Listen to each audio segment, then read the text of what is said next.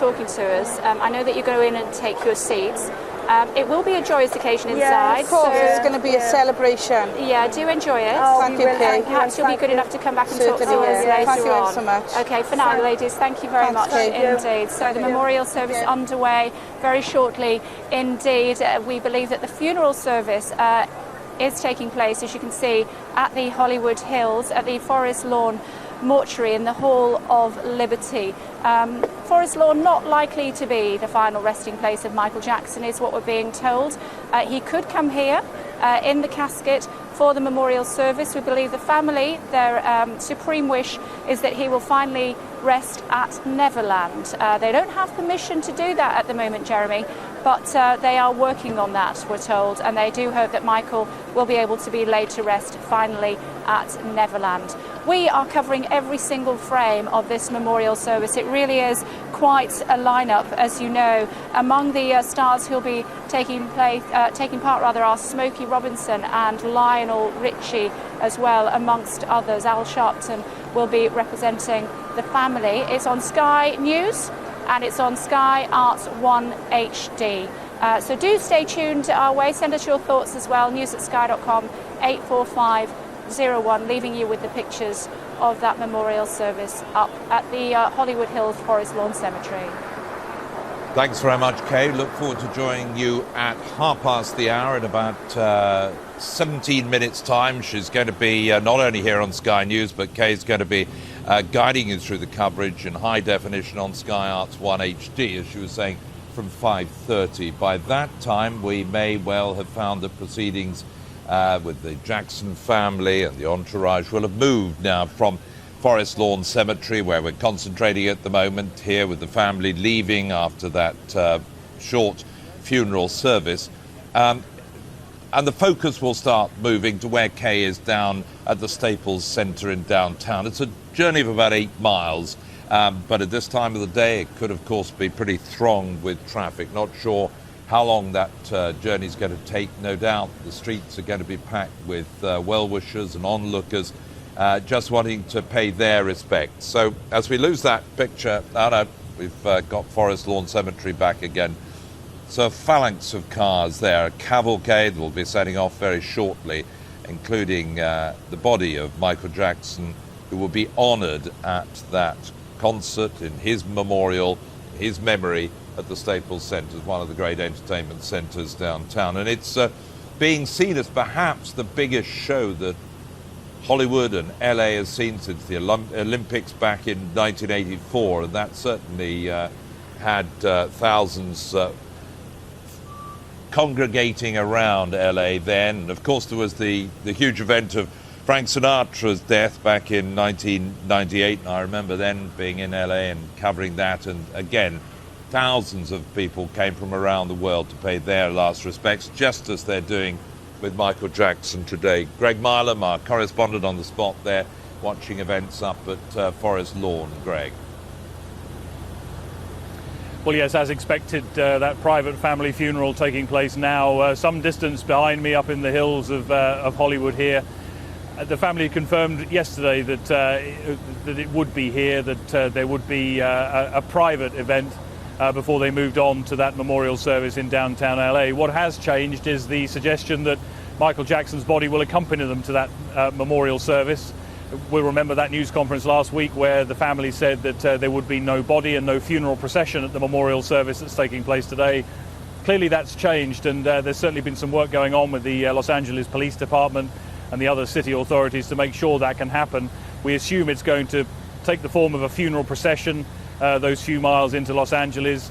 Of course, it's a late change to the procedure, and I think there's been some urgent rethinking going on by the authorities here to allow that to happen. But certainly, with regard to what's gone on here, it's gone exactly as the Jackson family would have hoped. Forest Lawn is well used to dealing with celebrity funerals. They've been doing it for decades here, and there are other Jackson family members buried here. So it was always going to be a place of great importance for the Jackson family, and where they felt they could be away from the prying eyes of the public and also the cameras, apart from the helicopters, of course, which are still hovering above.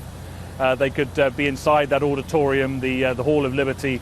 They could say their private farewells to Michael Jackson, and then allow the public to have their chance to say goodbye to a man who was a hero to many millions, of course, of fans, and so many thousands of them are here in Los Angeles to try to get a glimpse, if they haven't got a ticket to be inside the Staples Center, to try to get a glimpse of what is going on. Well, there will now be a procession for them to try to see, but the police have warned them to stay away. They've said you won't get near the Staples Center, and that by far the best place to watch this is on television, but they'll come and try because they want to be here to pay their tributes. I'm sure you're right, Greg. Well, we know that, of course, 1.6 million people applied for tickets for the public memorial event. As Greg was saying, 8,750 names were chosen at random for the tickets.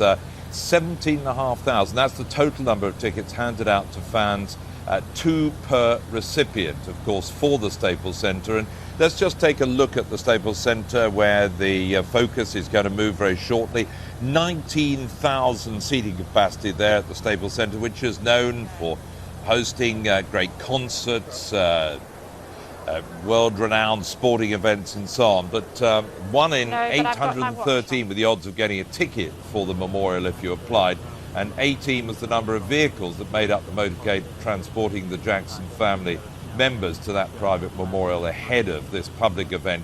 5 Rolls Royces, 3 Cadillac Escalades, 10 identical black Range Rovers, and 1,400 LA police officers asked to volunteer for duty today for this memorial event, according to the local LAPD. Well, this is the inside of the Staples Center, where this extraordinary concert, this great one-off in memory of Michael Jackson, is going to be taking place in the next few hours. And of course you can see it live on Sky News, live in high definition as well on Sky Arts 1 HD.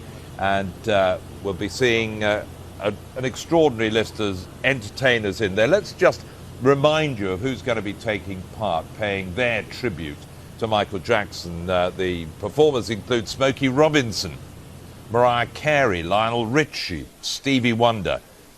The younger generation, his music influenced, of course, too, represented by Usher, John Mayer, and the Oscar-winning actress Jennifer Hudson. And there's a surprise for Britain's Got Talent finalist, 12-year-old Shaheen Jafagoli, who's going to be singing the Jacksons' I'll Be There. The world of sport going to be broadly represented as well, with the legendary basketball players Magic Johnson and the current LA Lakers star Kobe Bryant, well known in the city of LA now. Martin Luther King III and Bernice King, children of the assassinated civil rights leader Martin Luther King, also going to be there, as well as old friends like Motown founder Berry Gordy, the actress Brooke Shields, the Reverend Al Sharpton, and Jesse Jackson, who told us the singer came from an amazing family. Michael Jackson is a winner at the end of this game. And from Gary, Indiana, a family of 11 in 4 rooms, father, crane operator, a welder by day, a disciplinarian, a music teacher by night, a religiously devout mother who made their clothes, their uniforms.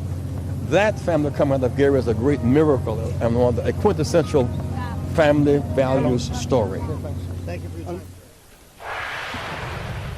Well, it's worth reminding you that Robert Nisbet is with many people who actually can't get into the Staples Center, but they still come to Hollywood and LA all the same. And Robert's on the Walk of Fame, I believe, very near that old famous landmark of Mann's Chinese Theatre. What are you seeing and hearing, Robert? Right outside it, in fact, Jeremy, and this is Michael Jackson's star on the Hollywood Walk of Fame, and it's become a focal point, really, throughout the past 12 days of grieving. People have come here and put banners and teddy bears and a lot of flowers, and I think to many British journalists it certainly became a reminder of the events in 1997 and Princess Diana's funeral, that they had to clear the number of flowers away because so deep were they were beginning to decompose, and they put crash barriers along here for the course of today so people can move along and they can try and keep the pavement clear as well. But obviously some very devoted fans who are upset that they couldn't get into the Staples Center but have still come here regardless. If I could ask you all, where have you traveled from? San Jose, California. San Jose, California. And why did you make the trip? What is it about Michael Jackson? Well, he's the king of pop. We all in this respect to come out here and show our love and support for Michael. That's why we're here. There are a lot of people who talk about Michael Jackson fans being among the most devoted. Why do you think it is, and what was it about Michael Jackson that makes you so devoted, that you're willing to travel long distances to come and pay tribute? Because he helped everyone. He helped everyone, you know, with money, food, everything. He was loving, caring, very, you know, always there for everybody. But the media portrayal of him over the last few years, including the court cases, etc., I mean, they damaged his reputation, didn't they? Yeah, they did. I don't think they try to damage his reputation. It's up to the person if they want to believe what they want. You know, Michael Jackson's one of the most famous icons in the world, so it's easy for someone to try to get money off him. I mean, if they would have asked him for money, he would have been glad to give it to him. They didn't have to make these false excuses. I really don't believe he did it, and that's just my personal opinion. I think, you know, this man, everyone owes him the respect, and the media should leave him alone. I mean, let him rest in peace now. He's always been a good person since I first heard his music, 1978. I got all his albums. These are some of the albums I have. I actually have more at home. You know, Michael's the greatest icon in the world. And so you presumably don't carry those around all the time. You brought them along here. Why did you bring your albums down here? Because it's a special moment. This is part of history, so I figured as part of history, I'll just bring a couple of the albums down, you know, show them to the people. And, you know, albums are hard to get. These are hard to find albums. I'm a DJ, so I have obviously a lot of records. That's why I brought them.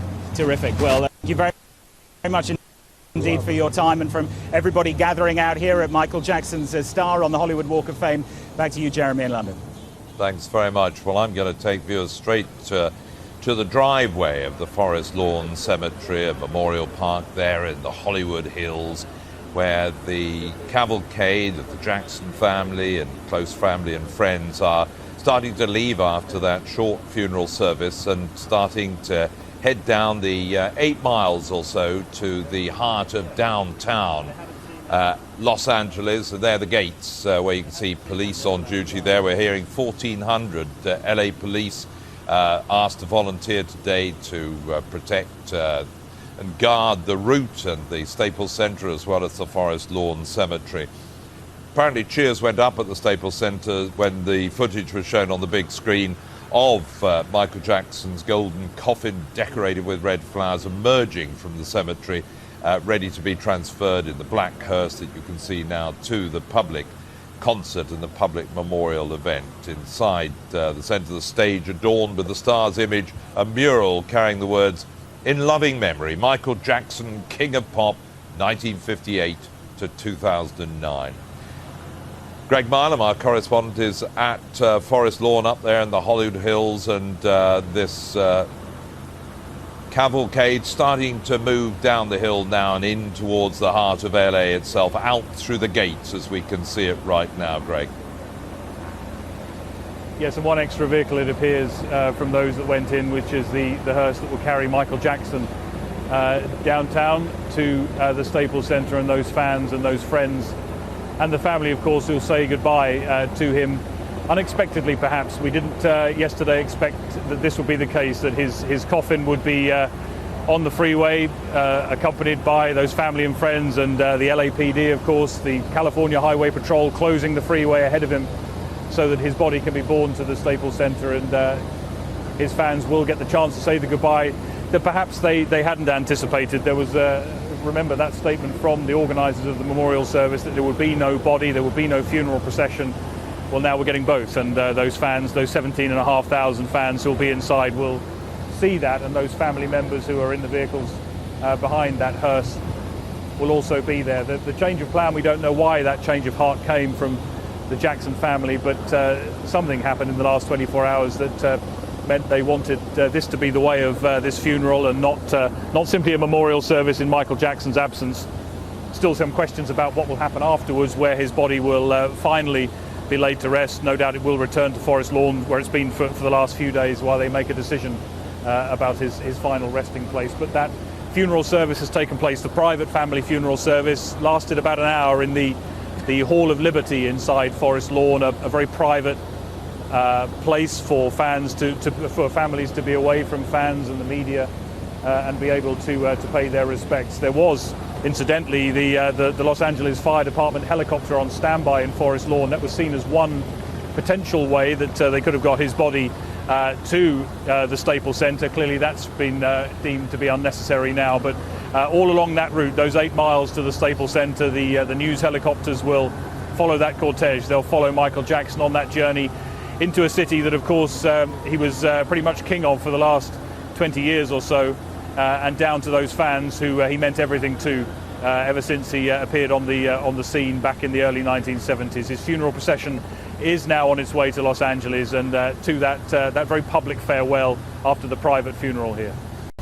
Greg, as we can see the hearse moving away from Hollywood Hills and heading downtown now, carrying the gold-plated coffin of Michael Jackson. Worth bearing in mind the words of the police chief, named Bratton, who said that it was probably the largest event that the police had to plan since the 1984 Olympics there in LA. It seems extraordinary, doesn't it? And this is the man who was the police commissioner of New York. He knows a thing or two about big events, and it was clear when the Jackson family had him on their side that what's happening now was going to happen. And for Los Angeles, for California, of course, hugely in debt. It has massive financial problems. There are questions about who's paying for this massive security operation that's going on. There's no real answer to that at the moment, but I think you get a feeling that the city of Los Angeles wanted to play its part, and certainly the police. And they've been here in huge numbers since late last night, making sure that no one got inside to Forest Lawn. They wanted to play their part. They wanted to be very much seen as doing their bit to give a grand farewell to Michael Jackson, and they've managed to do that. It's been what the family wanted here. It's been dignified. It's been very somber in many respects, certainly for the many fans who've been here over the last 24 hours or so. It may be different, of course, at the Staples Center. The fact that we have a memorial service with such big names, and now we have the body of the man who is the centre of all of this attention going to be there, could change the atmosphere.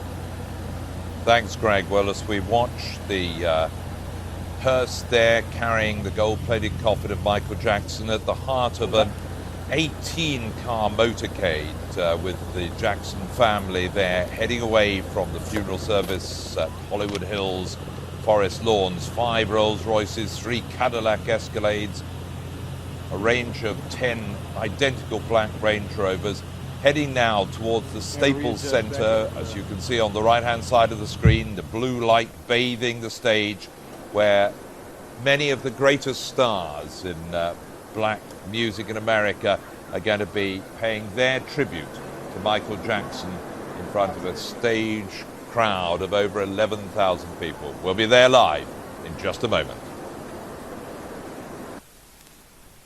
Legends, goodbye to a megastar.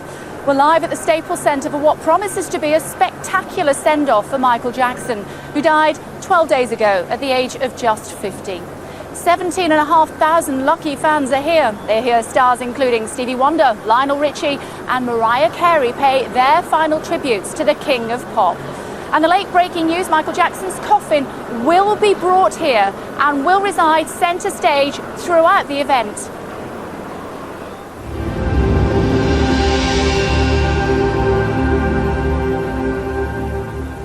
So after much deliberation, reported family feuding and false leads, the world will say farewell to Michael Jackson today.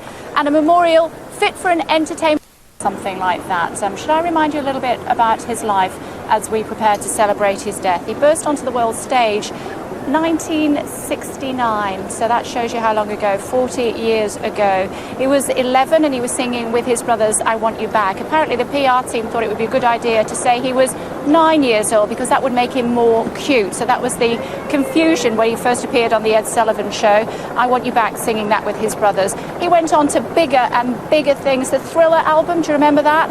170 million copies sold worldwide. Then he went on to do the Off the Wall album that was produced by Quincy Jones. Quincy Jones said he was such a terrified young man that he used to have to hide behind the sofa, Quincy Jones, and Michael Jackson would sing in the dark with his hands over his head, deal with the stage fright.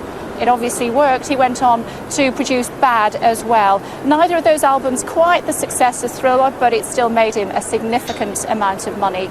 moonwalk, probably one of the best dance moves of all time. We saw that in Billie Jean in 1983. 47 million people saw him perform the moonwalk for the first time. That was at the Motown 25. And then in 1993, he performed live at the Super Bowl in front of 135 million people. 1 billion people will be watching him on television later on this evening to celebrate his life. He really shattered record industry records. It broke down cultural boundaries, is how it was described.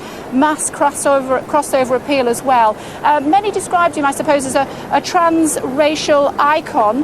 That's what Al Sharpton described him as. But others thought he was a race traitor, the way he lightened his skin. Today, though, the fans want to forget all that. They just want to remember his music, and what a show they will see a little bit later on. Let's speak to Robert Nisbet, who is with some fans on the Walk of Fame, where his star has attracted many hundreds, thousands of people over the last 12 days. Robert, tell us what it's like where you are. You're right, Kay. This has become a focal point, just as the Staples Center has where you are, and also Forest Lawn where Greg is. As soon as Michael Jackson died, the news came out. People came to this star on the Hollywood Walk of Fame. This is where Michael Jackson is commemorated along this strip. And just people who don't know Los Angeles, don't know Hollywood very well, this is really where it all happens. This is where the Oscars take place, and where really what in effect is the world's dream factory remembers its leading players, and Michael Jackson certainly was one of those. So people who haven't got tickets, who may have applied online but didn't get in, have been crowding around the star throughout the day. There are a lot of police around trying to make sure that the pavement isn't entirely blocked, and here you can see some balloons and some soft toys and various memorials and gifts left here for Michael Jackson to remember him. Some balloons just being tied to the crash barriers there. So let's talk to some of the people who are gathered, some of whom I would hazard a guess probably weren't alive when Thriller came out. Oh, I was alive. Oh, you were? Yeah, well, there you go. I've just flattered you. What was it about Michael Jackson then?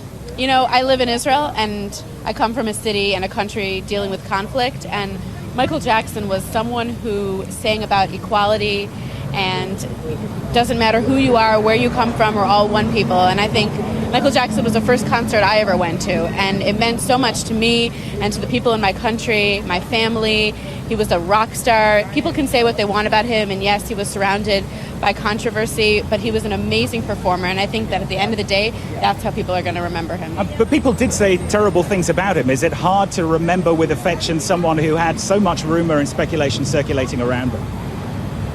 Yeah, I think it is, but you've just got to remember the good with the bad, and the damage was kind of done for him, but it was never proven that anything, you know, all the things were dropped, so accusations against him, but we have Israel represented. You're obviously from Australia. Yeah. Okay. Were you just on holiday here? Or yeah, did you and it's really unfortunate that such a small minority of people are actually allowed at the Staples Center. I think it would have been better if they could have had it somewhere where a lot more people would have been able to go and pay their respects to him.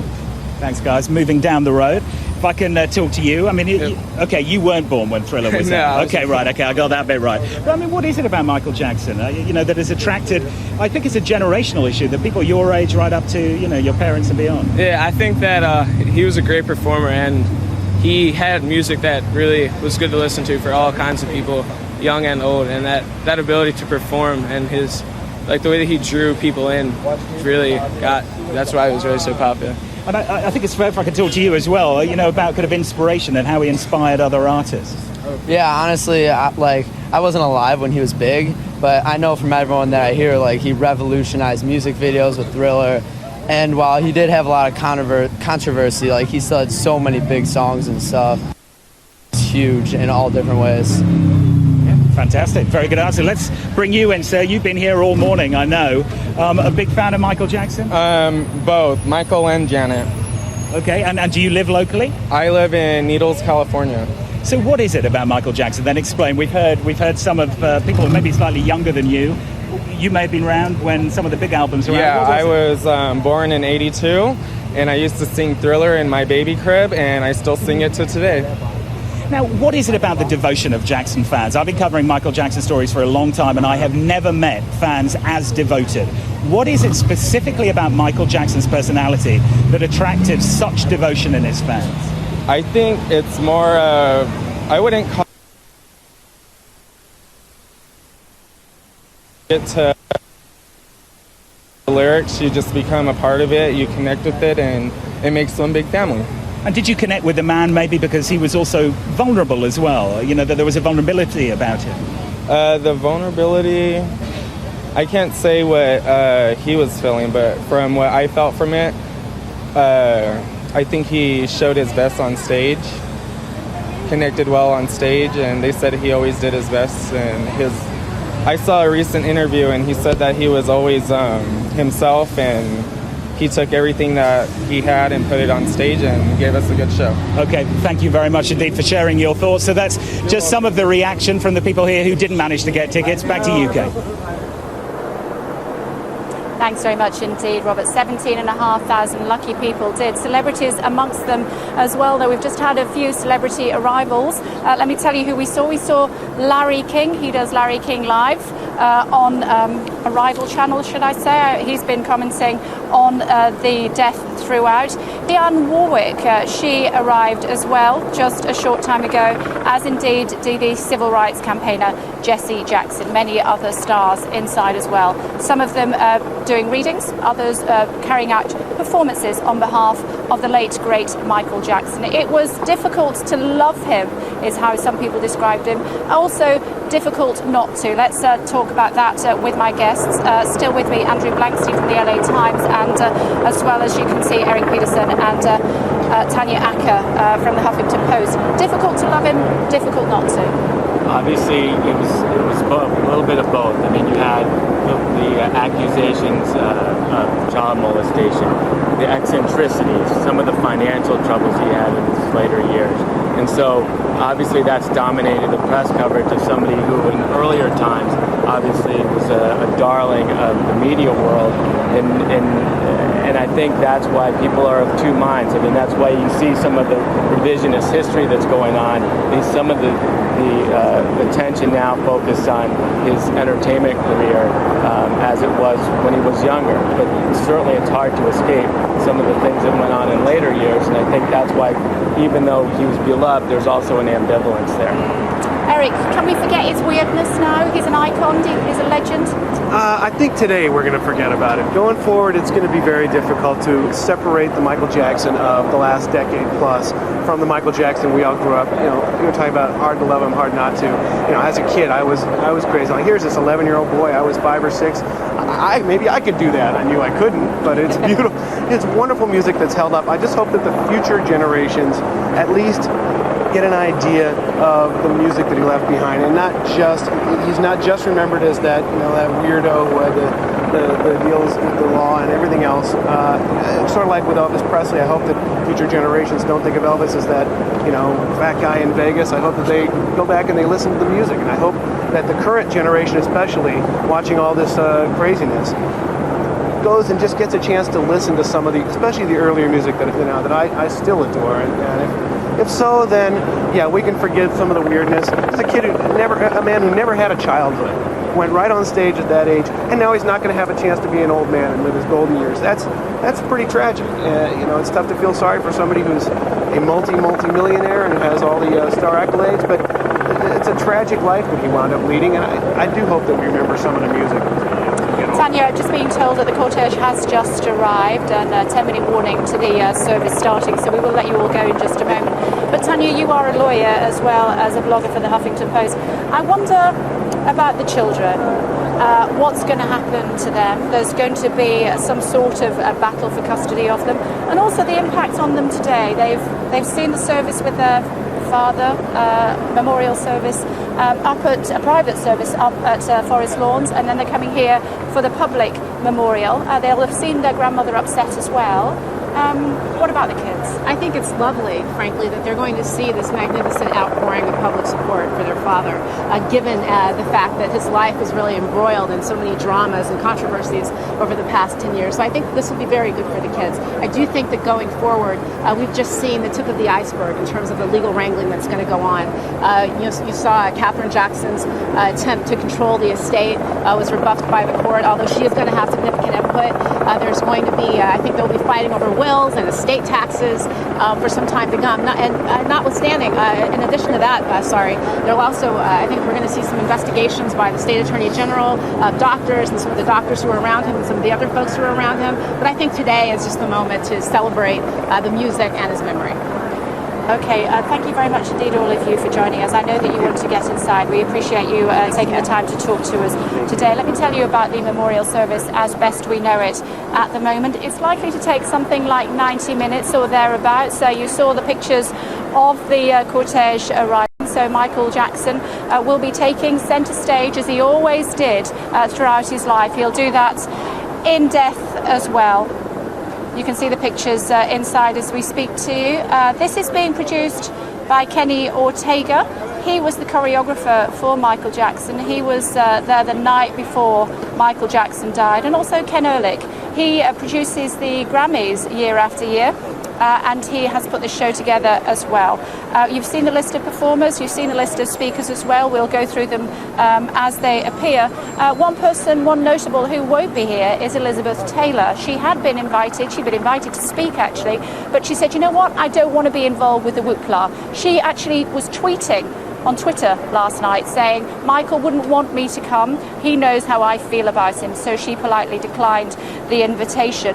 Jermaine Jackson, we believe he is going to sing Smile Though Your Heart is Breaking. And we also believe that a rendition of We Are the World is going to be performed as well. Something like 1 billion people will be watching worldwide. 17,500 lucky fans, though, as part of that lottery, managed to get tickets to come here. Matt Smith is down in one of the front pens. Matt, you've seen quite a lot of them arriving. What sort of mood?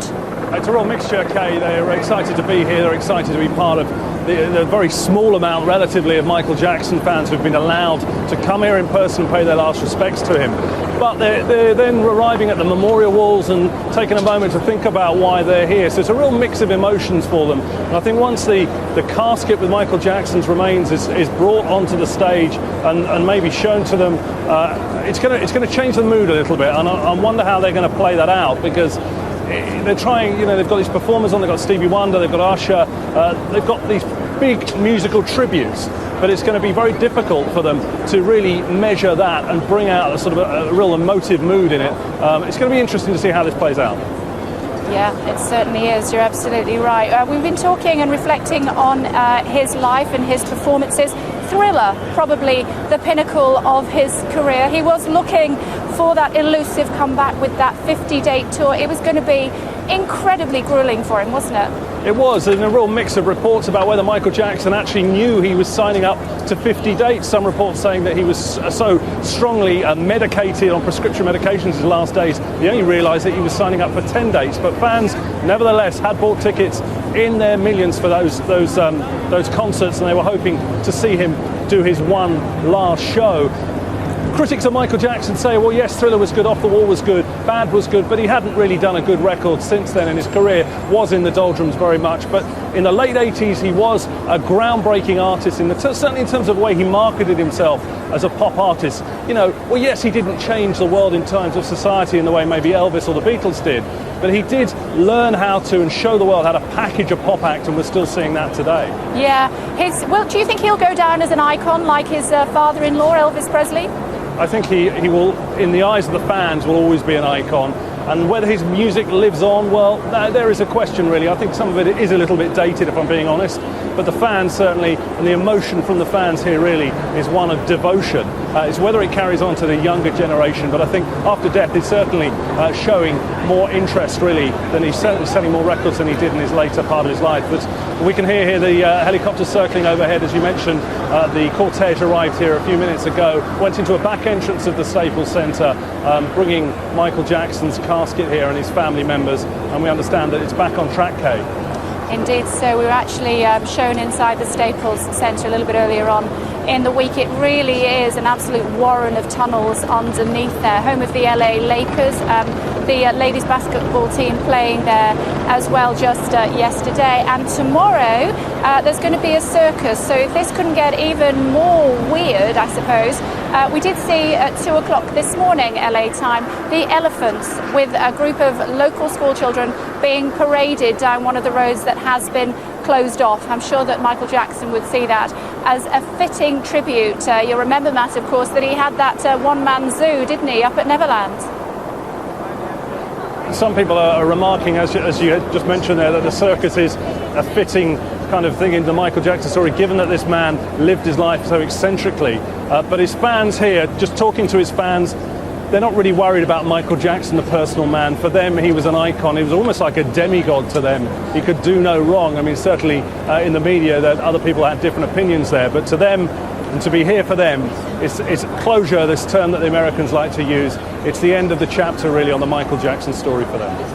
Okay, we're looking at pictures of the Staples Center. We expect that memorial service to get underway in a very short time indeed. We're also hoping that Lou Ferrigno, you remember him as the Incredible Hulk? He was also Michael Jackson's personal trainer, and he is going to be coming up and talking to us in just a moment or two. Let me just tell you about the news side of things as we wait for this memorial service to get underway. I'm being told that 5 doctors are now being questioned by the LAPD, by Los Angeles Police Department, about the sort of chemical dependency that Michael Jackson had. He also apparently owed an LA pharmacy something like $100,000 for prescriptions that he didn't pay for over a 2-year period. They are suing him for that, we're told. But as far as the doctors are concerned, of course, Conrad Murray, who was his personal physician, he was being paid $150,000 a month in order to accompany him on tour. He was there when Michael Jackson died. He has been questioned twice now by the LAPD, and 4 other doctors as well, who we believe did prescribe drugs to Michael Jackson over the last few months. They are also being questioned by the police. Let's talk now to Lou Ferrigno, who is with me. As many of you will remember him as the Incredible Hulk. You are standing right there. So you're live on Sky News in London at the moment as we speak. You're going to look down on me today? Yeah, you're very tall, aren't you? Tell me about the memorial service and what it means to you. I think it's wonderful because the family coming down going to bring a lot of emotion, because you get to see the Jackson sisters and the brothers, and I hope it'll be a national holiday from there, because the whole world's watching it, and and I'm going to say goodbye to Michael because he's a close friend of mine. And it's really sad because we lost the best. You had a similar challenge with your childhoods, didn't you? Yeah, his escape from music, my escape was being a bodybuilding champion, and we were both extremists. And that's how we had a great connection, because we share a lot of things, because both of us have strong, dominating fathers. Now, talk to me about the training that you did with him. Training was great. Treadmill, core training, ab training, band, everything, all for flexibility, stamina, and performance. But what made the whole thing about the training, because I was alone with him, he trusted me that the old Michael was coming back. He came back from Europe, back here with his kids, and he said, I'm going to really come back and show everyone. So, I mean, no one could give me a better expression than that. Did you not try and tell him not to take the drugs? That never came up. I didn't know anything about that because I didn't see him for a few weeks. I know he had a chronic sleeping disorder, so he had a hard time sleep, but we never showed any sign of being stoned. We just wanted to sleep. All the kind of drugs and everything that had to be resolved with the police department. We'll find out when the report comes out. But as far as I'm with him, never been a discussion. I've never seen him taking drugs. He had a jacket on. I've never seen needle marks. You have a fantastic physique. He was, indeed so, most impressive, but he was very thin. However you look at it, he was very thin. Lean, yeah, he was 126 pounds. I was with him. Wow. But now in English money, that's about 8.5 stone. Right, but 2 days before he died, he was only giving a rehearsal. Look how he moved. So I think it was all the stress, and like I said, he needed more time because it's like a crash course. And basically getting ready for the tour, they owe like $400 million, so it was a lot of stress. I think it's hard to get up. What made him happy? Children and close friends, people that he could trust.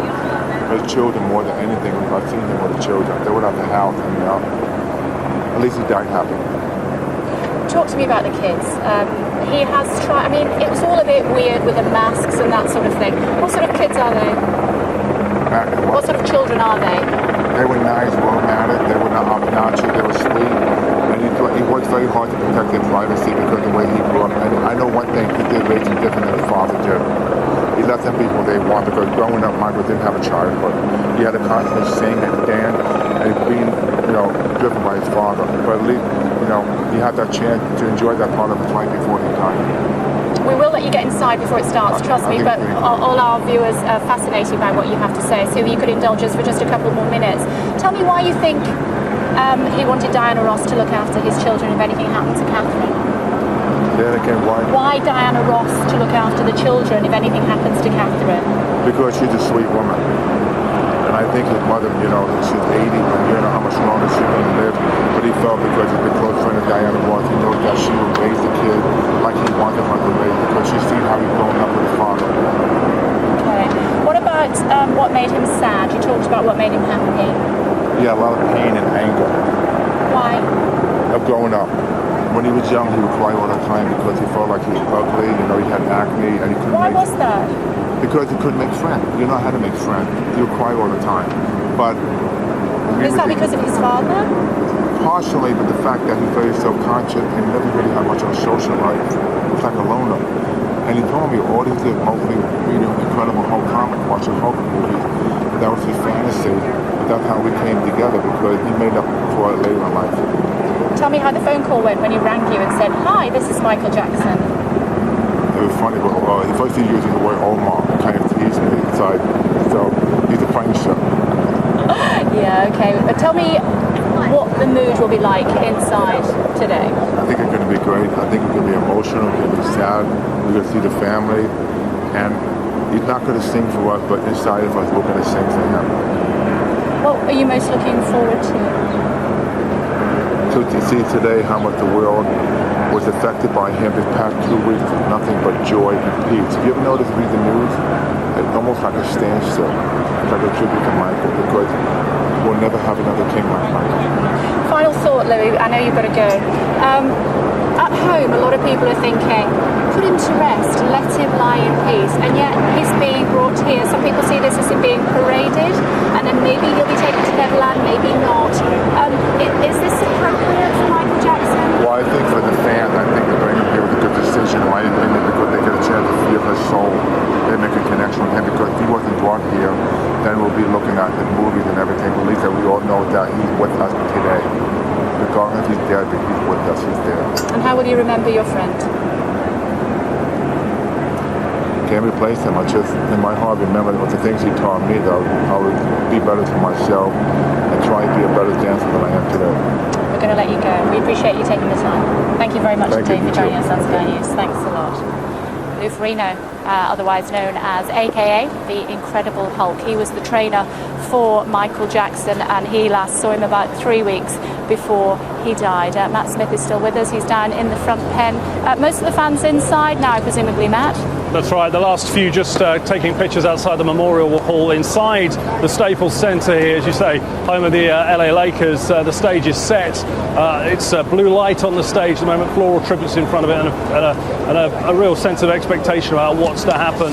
The body was brought in to the Staples Center here about 20 minutes or so ago. So presumably the arrangement's still going on backstage into when to start this service. We're saying we were hearing that it was going to be at the top of the hour here. It's obviously been slightly delayed. It's now obviously 5 past. And we understand the next few minutes the tributes and the show will start. A 90-minute show, we understand. A lot of it being kept under wraps. We know there's some big names, Lionel Richie among them, Stevie Wonder, another one maybe be closing the show. But also there's been talk about maybe a surprise appearance from Prince, maybe a surprise video tributes from people like Madonna and Justin Timberlake, and maybe Diana Ross starting the show as well. They've done amazingly well to get it together in such a short amount of time, and it has been slightly shrouded in secrecy, but maybe because the arrangements have been dealt with right up until the last minute. But fans really amazed that they're here. There is a real mix of emotions for them. They're very excited, but they're also very sad at the same time. But a lot of them just feel very lucky. They had to enter this online lottery. A million of them took part in this online lottery to win tickets. Only 17,500 actually got them. Many more wanted them, and many more have come here, even though the LAPD, Los Angeles Police Department, has locked down this area and said to any fans without tickets to stay away. But inside are 17,500 people ready to watch this show, as are an estimated billion TV viewers around the world. Indeed so. In fact, Sky News was the first news outlet in the world to break the list of performers and speakers for the service later on. Let me just run through some of them for you. Thanks for that, Matt. Ron Boyd, he's a family friend. He's going to be speaking, we believe. Kobe Bryant, he plays for the Lakers. This is the Lakers home behind me. Mariah Carey, Grammy Award winner, she's going to be performing as well. Now, when I saw the Andre Crouch Choir, I wasn't sure who they were to start with. I'm sure that Michael Jackson aficionados, though, will know that they were the backing group for Man in the Mirror. No prizes for guessing what they are going to perform. Berry Gordy. Berry Gordy is the man who set up Motown Records. He is going to come along to pay his final respects to Michael Jackson as well. Jennifer Hudson. She won American Idol. She also won an Oscar. She will be singing, as will Shaheen Jaffa-Goli. Now, many of our viewers in the UK will know who Shaheen Jaffa-Goli is if I tell you that he is the 11-year-old. He was one of the finalists on Britain's Got Talent, and during the process of getting to the final, he sang that Michael Jackson record, do you remember? Well, he is going to be performing as well. Magic Johnson, he was an all-time star for the LA Lakers. He's going to be a part of the celebrity lineup. Indeed is Martin Luther King III and Bernice A. King. They are both the children of Martin Luther King, both civil rights campaigners now. John Mayer, he performed, didn't he? I'm sure you know. At the John. Oh, somebody's speaking to me actually as I talk to you, so I'm just going to turn that down for just a second while we sort that out here in LA. I'm sure someone will sort that out for me. Let me tell you what I was telling you. John Mayer. Talk about him in a bit more detail. He is also a performer. He performed at the acceptance speech by President Obama. Now we get on to the good ones. Lionel Richie, more my era. And Smokey Robinson, he's going to be performing as well. Reverend Al Sharpton, civil rights campaigner, he has been a spokesperson for the family. And Brooke Shields, she dated Michael Jackson, if that's the right word. Not sure what that involved, but she dated him for a short time. And also Pastor Luscious Smith, what a great name. He's a family friend. Usher, the new generation, he says that he was massively influenced by Michael Jackson. He is going to be performing, as indeed, last but not least, is Stevie Wonder. He said, yeah, I'd love to come along and I'd love to perform. So that is what Sky News understands will be part of the lineup inside. They say it's going to take 90 minutes. That's a lot to pack into 90 minutes, isn't it?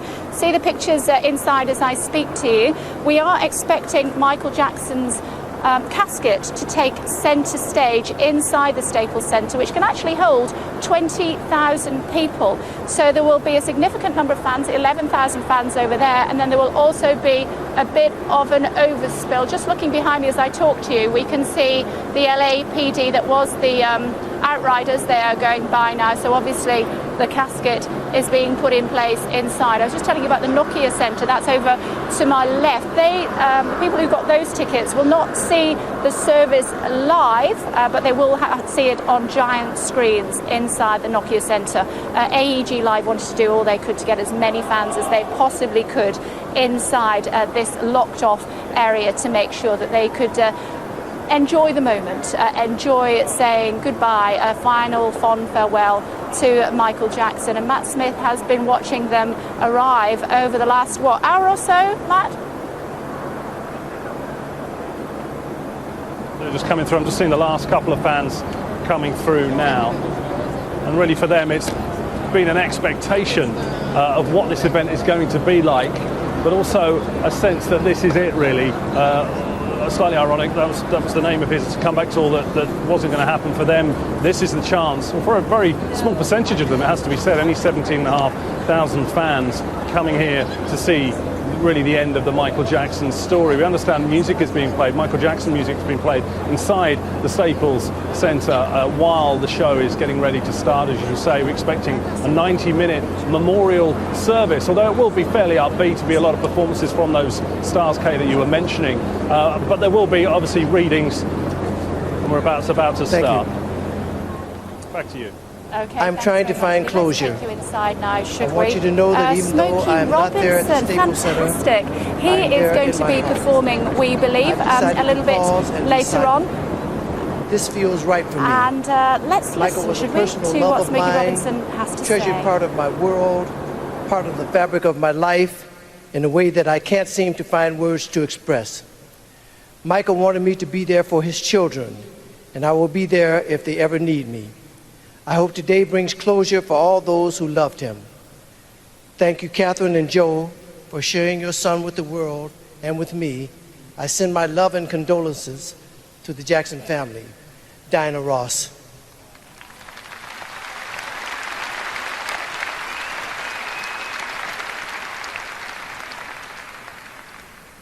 Dear Jackson family, it is with great sadness that we learned of the untimely death of Michael Jackson. Michael became close to us after he started visiting and performing in South Africa regularly. We grew fond of him, and he became a close member of our family. We had great admiration for his talent and that he was able to triumph over tragedy on so many occasions in his life. Michael was a giant and a legend in the music industry, and we mourn with the millions of fans worldwide. We also mourn with his family and his friends over the loss of our dear friend. He will be missed, and memories about him cherished for a very long time. My wife and I, our family, our friends, send you our condolences during this time of mourning. Be strong. Nelson Mandela.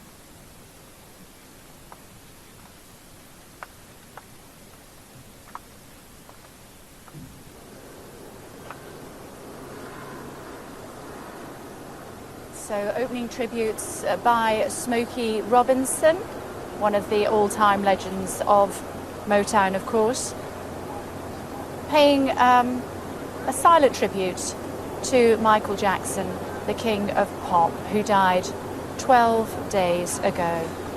Michael Jackson's casket is inside the Staples Center.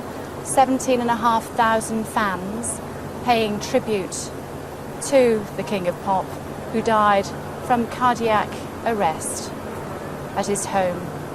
12:30 p.m. Taken by ambulance to the local hospital here, just a minute's drive away. The doctors in ER worked on him for an hour and a half, but finally came out and told his family that there was no hope. Let me tell you a little bit about Michael Jackson's life. He burst onto the world stage at the age of just 11, singing on the Ed Sullivan Show with his brothers, I Want You Back. That was in 1969.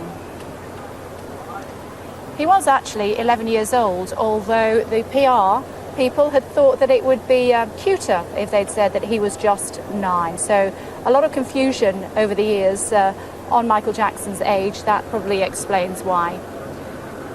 After the Jackson 5, he went on to bigger and bigger things.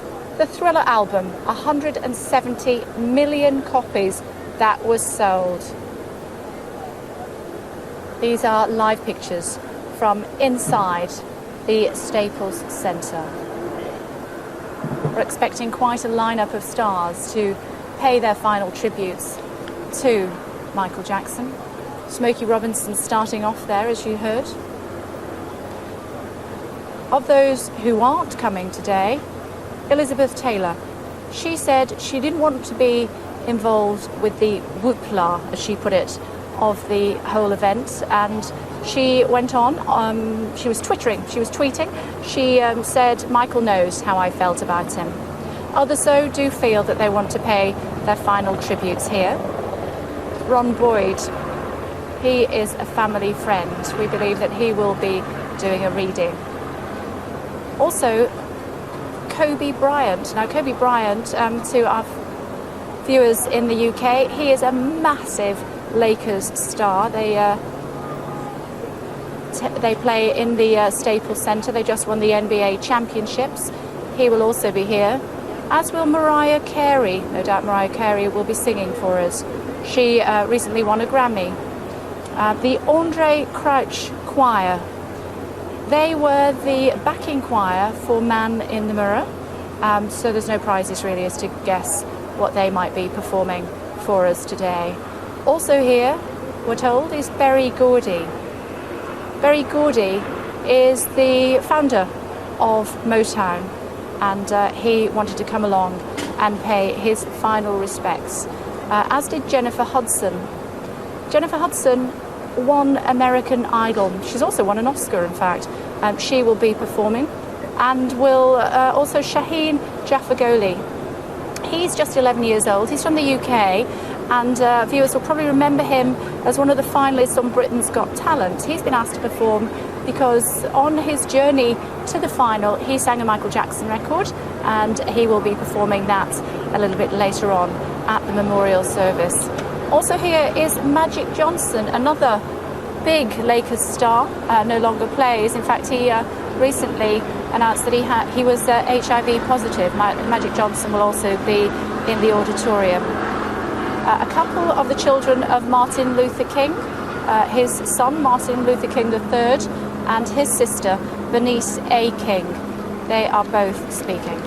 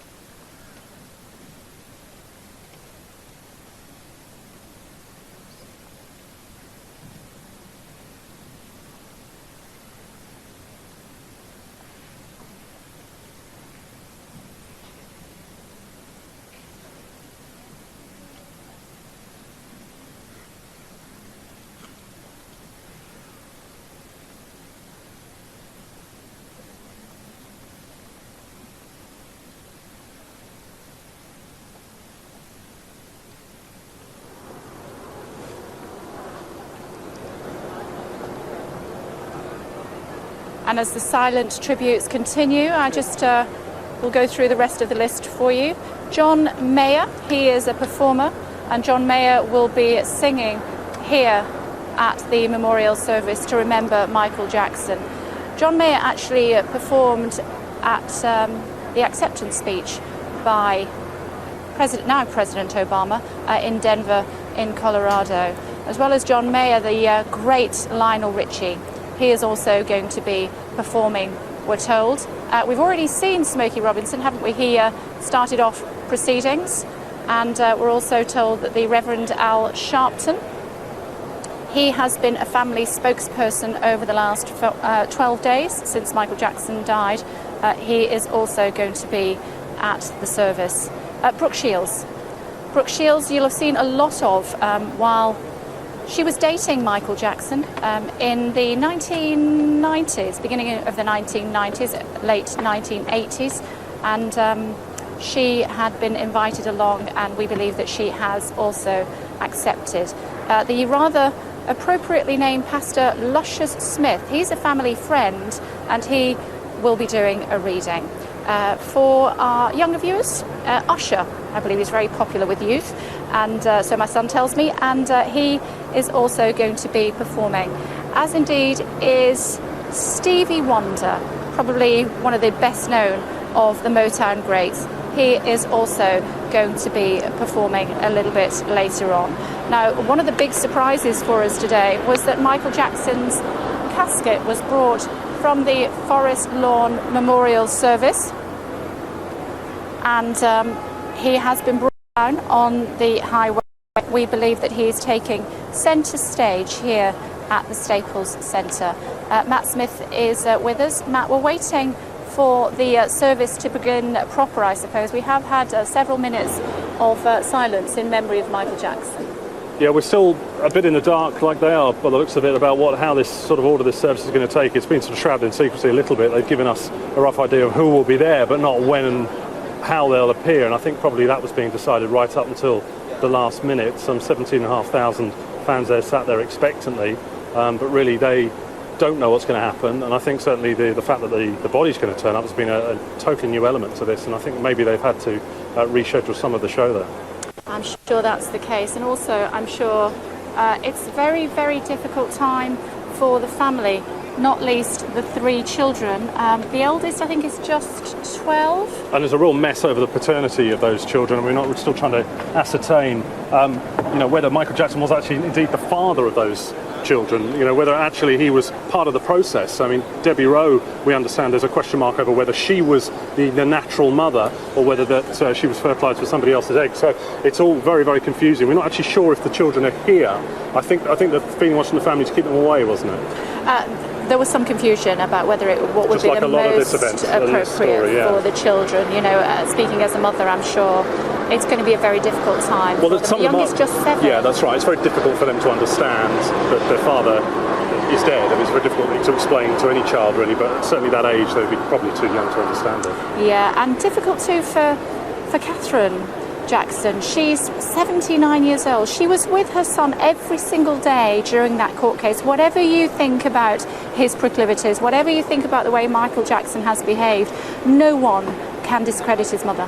And I think if you look at Michael Jackson in his lifetime, he was a boy trapped into a man's body, and I think he was probably still very close to his mother. He wasn't really fully adept at coping with the adult world, I think, and his mother was there for him to depend on, although now we're seeing the twists and turns in the story, aren't we, that she's being cut out of administering the will, and the estate is being handed to sort of legal to lawyers rather than her, so it's a bit difficult, but they seem to have regained a little bit of control, don't they, the family? It seems to have come back, they closed ranks. You're up there in Encino with them, and they seem to be driving this a little bit more. It's what they want rather than what the pressures of the outside world is asking for.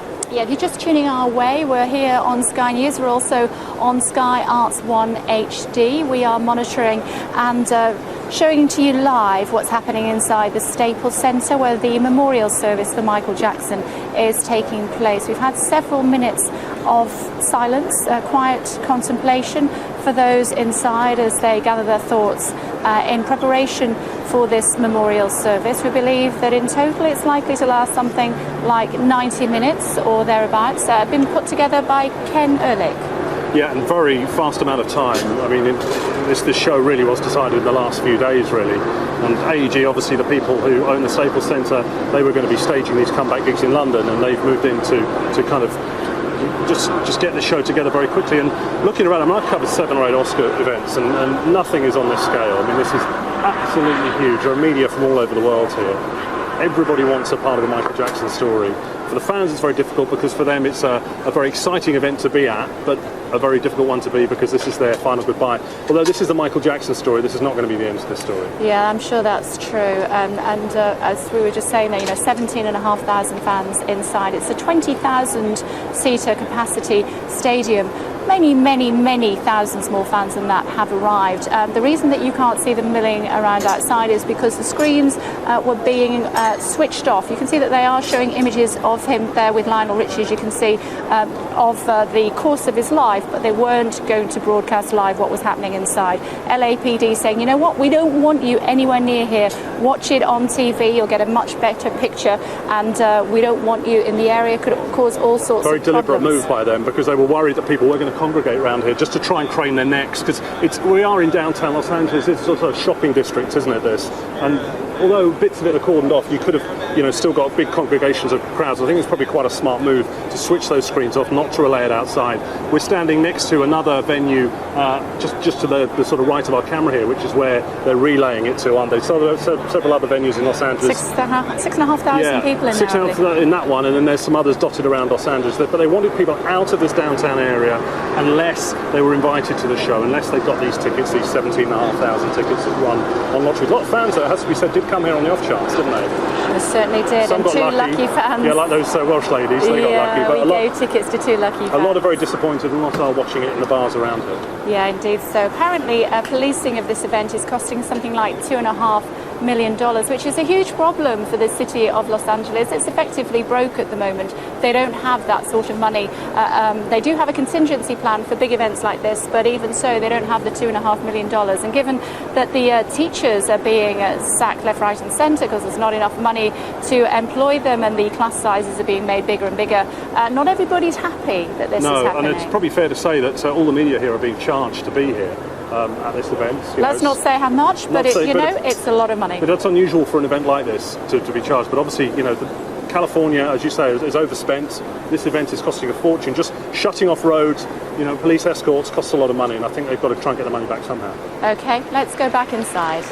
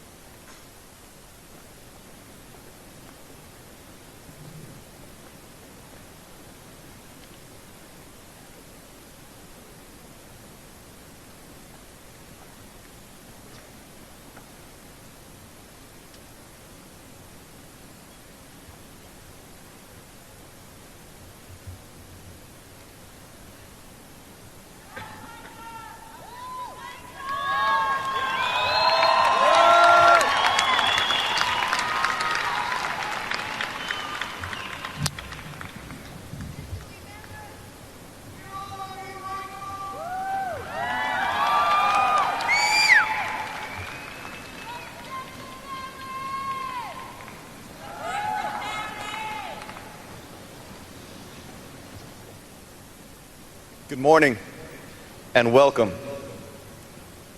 My name is Pastor Lucius Smith, and I am proud to call the Jackson family my friends.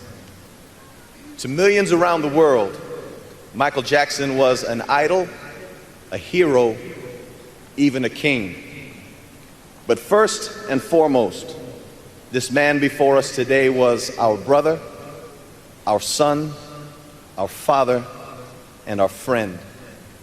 Michael Jackson was and always shall be a beloved part of the Jackson family and the family of man. And so today we gather those who know and love Michael best and those who came to know and love him through his good works. We come together in this space where only days ago Michael sang and danced and brought his joy as only he could. We come together and we remember the time. We remember this man by celebrating his life and all of the love that he brought to our own lives for half a century. Our hearts are heavy today because this man, this brother, this son, this father, and this friend is gone far too soon.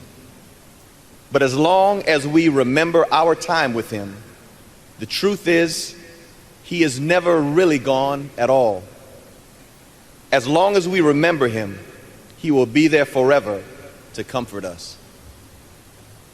In his very beautiful and very human heart, Michael Jackson wanted nothing more than to give love to the world, to share of his singular talent and his soul, and perhaps be loved back in return.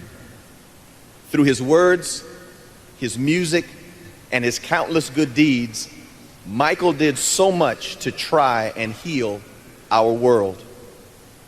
And so for the Jackson family, and for all who grieve his loss everywhere in our world, may this moment of remembrance, a moment of healing, a moment of music, and a moment of love bring comfort to those who loved our friend. God bless you.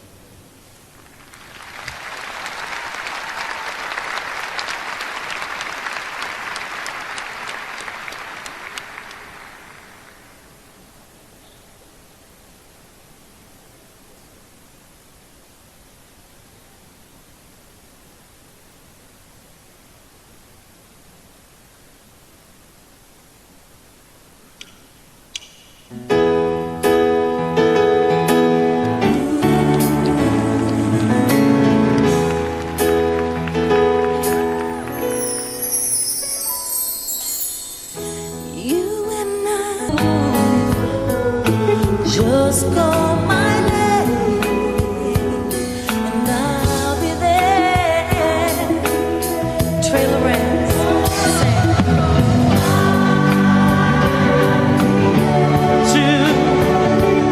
fill my world of dreams around you. I'm so glad that I found you. I'll be there with a love so strong, be your strength. I'll keep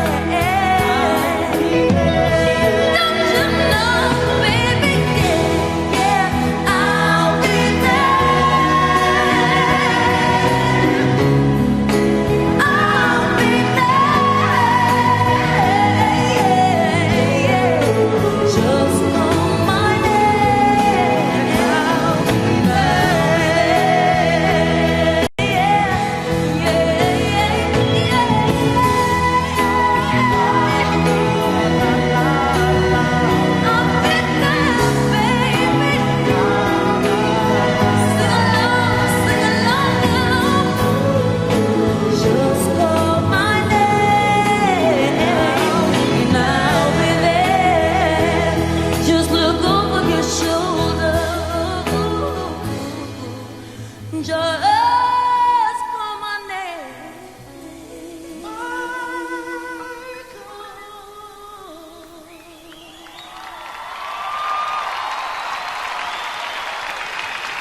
We never will say goodbye. No, no, no, no, no, no, no, no, no, no, no, no. Even through the pain and heartache, we will be right there. Yeah, yeah, yeah, yeah, yeah. Ooh, gonna be right there. Gonna be right there. Gonna be right there. Thank you, Jesus. We miss you.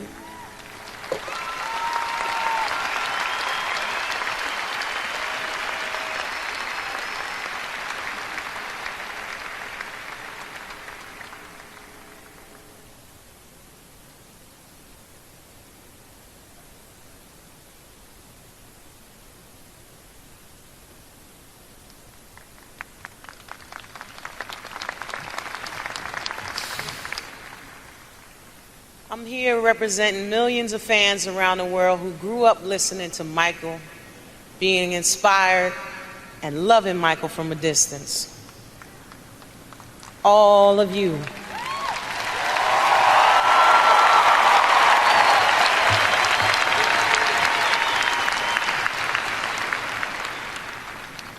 Somehow when Michael Jackson sang and when he danced, we never felt distant. We felt like he was right there, right for us. You believed in Michael and he believed in you. He made you believe in yourself. I loved him all my life. One of the first records my brother and I ever bought was Dancing Machine. And I'll never forget the two of us trying to like get the robot going, trying to be like the Jackson 5. Thank you. Thank you. Michael was the biggest star on earth.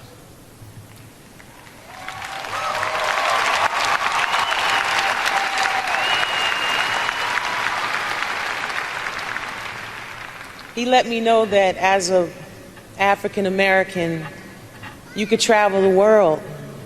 There was a world outside of America, other people. All you people who came here to pay respect to someone who you felt was one of you, a human being, first. This morning I spoke with perhaps one of our greatest poets, Maya Angelou, and I'm so honored that she asked me to share some words that she wrote for Michael. We Had Him, by Dr. Maya Angelou. Beloveds, now we know that we know nothing. Now that our bright and shining star can slip away from our fingertips like a puff of summer wind. Without notice, our dear love can escape our doting embrace, sing our songs among the stars, and walk our dances across the face of the moon. In the instant we learn that Michael is gone, we know nothing. No clocks can tell our time, and no oceans can rush our tides. With the abrupt absence of our treasure, though we are many, each of us is achingly alone, piercingly alone. Only when we confess our confusion can we remember that he was a gift to us, and we did have him. He came to us from the Creator, trailing creativity in abundance. Despite the anguish of life, he was sheathed in mother love and family love and survived, and did not more than that. He thrived with passion and compassion, humor and style. We had him. Whether we knew who he was or did not know, he was ours and we were his. We had him. beautiful, delighting our eyes. He raked his hat slant over his brow and took a pose on his toes for all of us. And we laughed and stomped our feet for him. We were enchanted with his passion because he held nothing. He gave us all he had been given. Today, in Tokyo, beneath the Eiffel Tower, in Ghana's Black Star Square, in Johannesburg and Pittsburgh, in Birmingham, Alabama, and Birmingham, England, we are missing Michael Jackson. But we do know we had him, and we are the world. Thank you.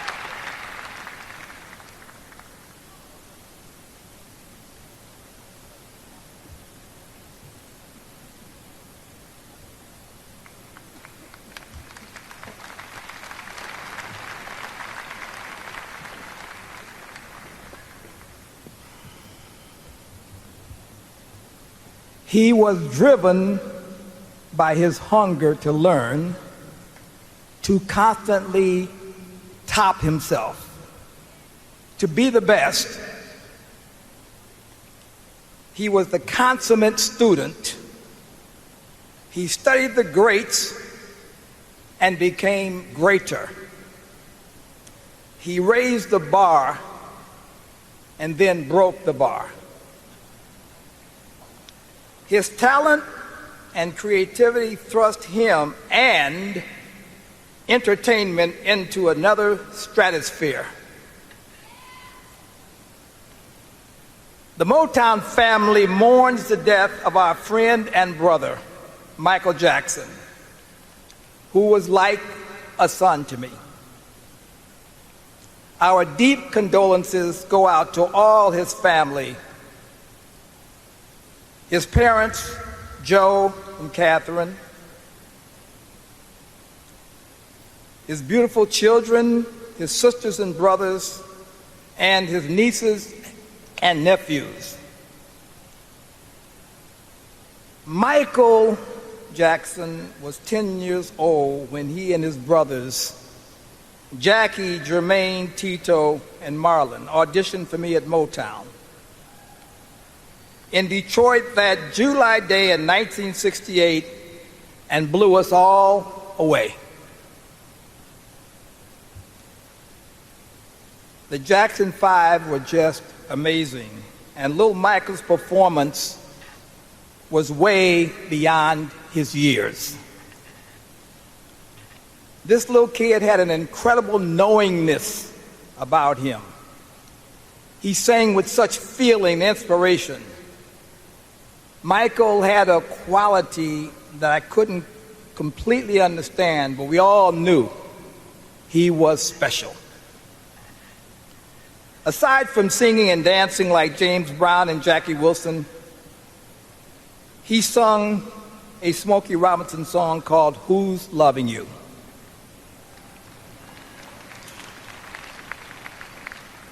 He sang it with the sadness and passion of a man who had been living the blues and heartbreak his whole life.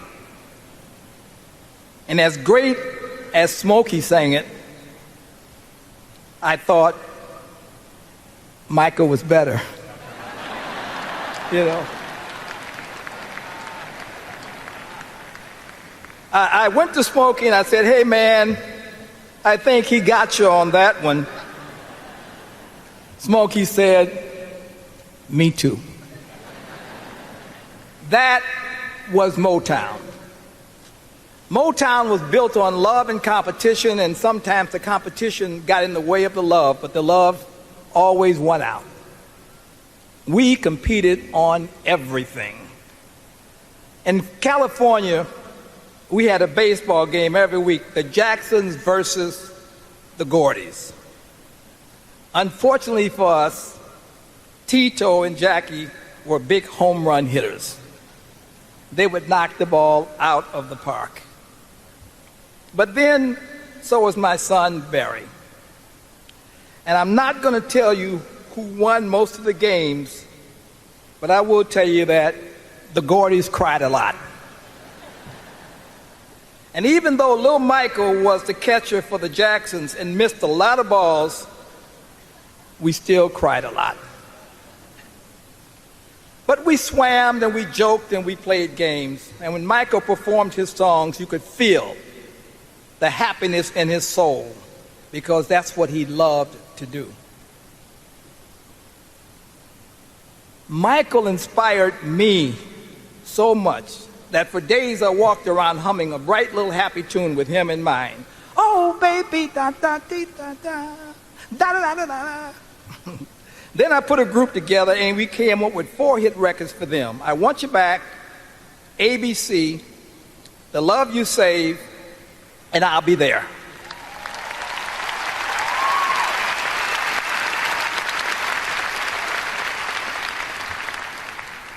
The Jackson 5 was the only group in history to have their first 4 records go to number 1.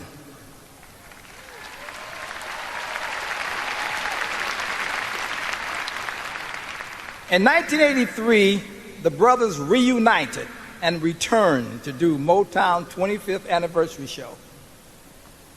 After a high-powered, dazzling medley of their songs, Michael took the stage alone and made pop history. From the first beat of Billie Jean and the toss of that hat, I was mesmerized. But when he did his iconic moonwalk, I was shocked. It was magic.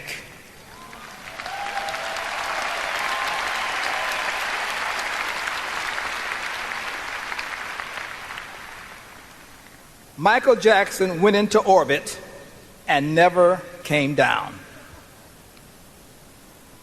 So it ended way too soon. Michael's life was beautiful. Sure, there were some sad times and maybe some questionable decisions on his part, but Michael Jackson accomplished everything he dreamed of.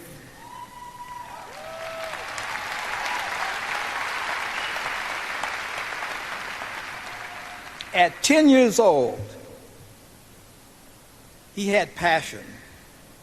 He had passion to be the greatest entertainer in the world, and he was willing to work as hard to do whatever it took to become what he indeed became, the undisputed king of pop, the world over.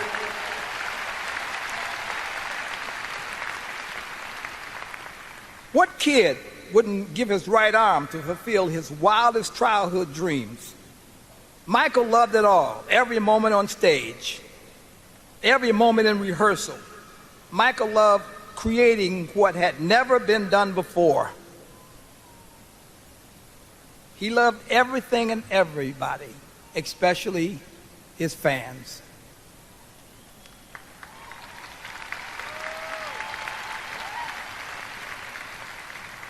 I must say, though, that he did have two personalities. Off stage, he was shy, soft-spoken, and childlike. But when he took the stage in front of his screaming fans, he turned into another person. A master, a take-no-prisoners showman. It was like kill or be killed. I mean, Michael was awesome, totally in charge. In fact, the more I think and talk about Michael Jackson, I feel the king of pop is not big enough for him. I think he is simply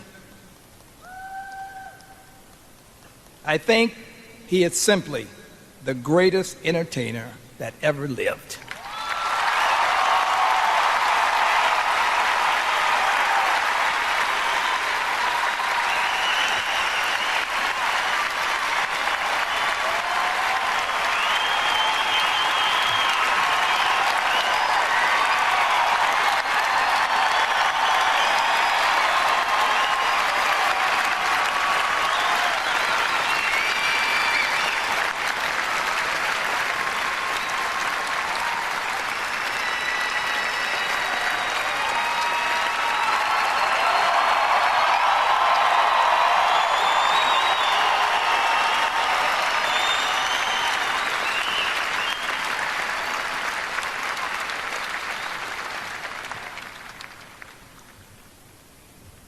Michael, thank you.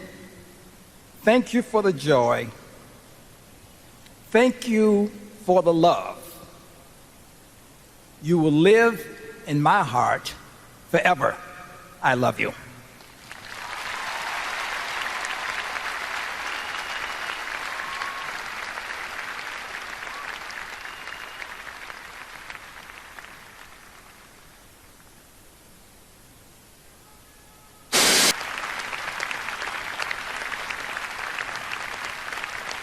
Because Michael Jackson kept going.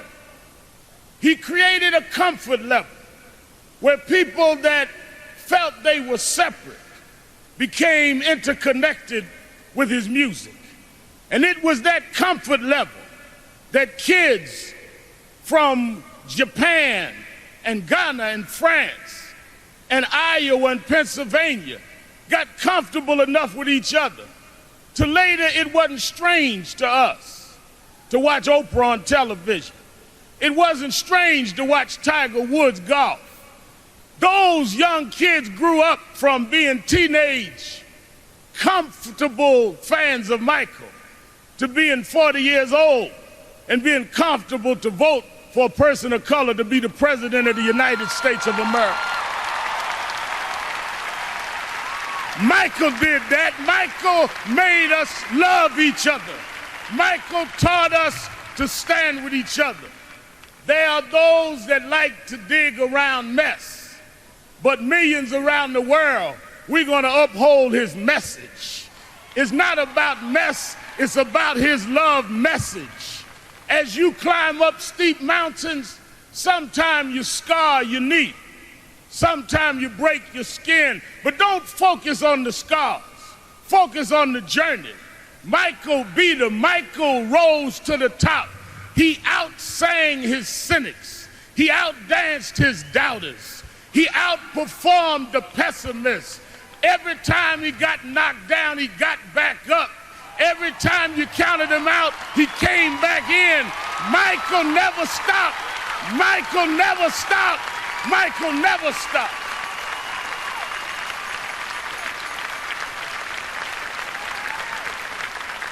I want to say to Mrs. Jackson and Joe Jackson, his sisters and brothers, we thank you for giving us someone that taught us love, someone that taught us hope. We want to thank you because we know it was your dream too. And we know that your heart is broken. I know you have some comfort from the letter from the President of the United States and Nelson Mandela, but this was your child. This was your brother. This was your cousin. Nothing will fill your heart's loss. But I hope the love that people are showing will make you know he didn't live in vain.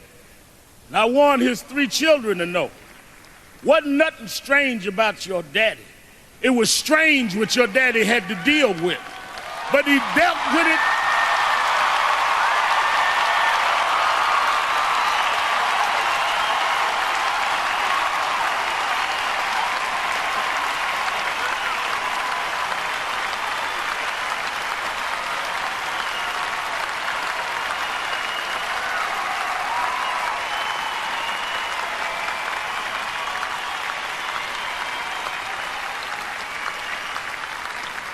He dealt with it anyway.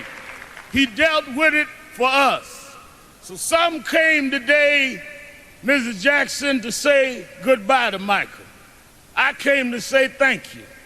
Thank you because you never stopped. Thank you because you never gave up. Thank you because you never gave out. Thank you because you tore down our divisions. Thank you because you eradicated barriers. Thank you because you gave us hope. Thank you, Michael. Thank you, Michael. Thank you, Michael.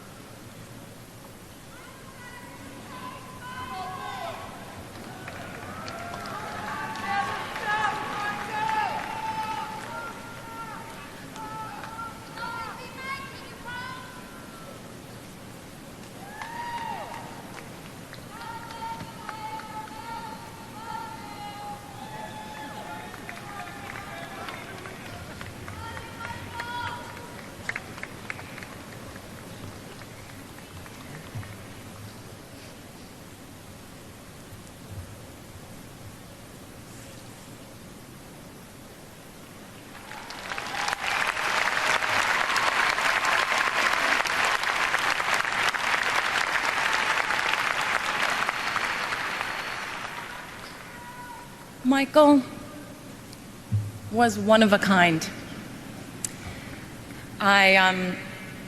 Thinking back to when we met and the many times that we spent together, and whenever we were out together and there would be a picture taken, there would be a caption of some kind, and the caption usually said something like an odd couple or an unlikely pair. But to us, it was the most natural and easiest of friendships. I was 13 when we met, and from that day on, our friendship grew. Michael always knew that he could count on me to support him or be his date, and that we would have fun no matter where we were. We had a bond. And maybe it was because we both understood what it was like to be in the spotlight from a very, very young age. I used to tease him and I'd say, you know, I started when I was 11 months old. You're a slacker. You were what, 5? Both of us needed to be adults very early. But when we were together, we were 2 little kids having fun. We never collaborated together. We never performed together or danced on the same stage, although he did try in vain one night to unsuccessfully teach me the moonwalk. And he just basically just shook his head and crossed his arms at my attempt. We never filmed a video or recorded a song, but what we did do was laugh. It was always a competition to see who could make the other one laugh more or be sillier. Michael loved to laugh. His heart would just burst out of him when he was laughing. He adored it when I did silly imitations or told him stories about my life. MJ's laugh was the sweetest and purest laugh of anyone's I had ever known. His sense of humor was delightful, and he was very mischievous. I remember it was the night before Elizabeth Taylor's wedding, and he had called me prior and asked if I would join him. He didn't want to be alone for all the festivities. And it was the night before the big day, and Michael and I tried to sneak in to get the first peek of the dress. And we were just giggling like crazy, and we almost passed out in hysterics when we realized that Elizabeth was actually asleep in the bed. We thought she was in an entirely different room. And we had to laugh and sneak out. Then at the point of the wedding, when there was the first dance, basically we had to joke that we were the mother and father of the bride. Yes, it may have seemed very odd to the outside, but we made it fun and we made it real. When he started wearing the glove, I was like, what's up with the glove?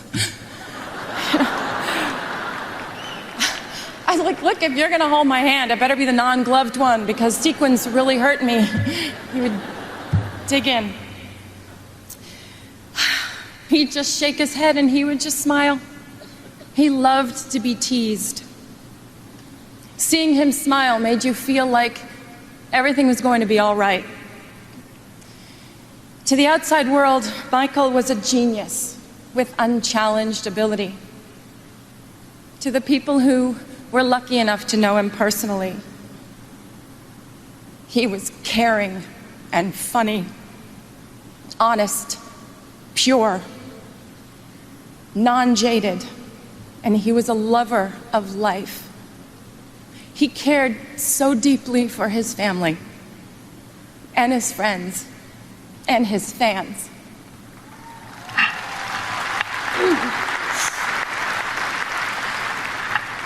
He was often referred to as the King, but the Michael that I knew always reminded me more of the Little Prince. Thinking of him now, I'd like to share a passage from the book.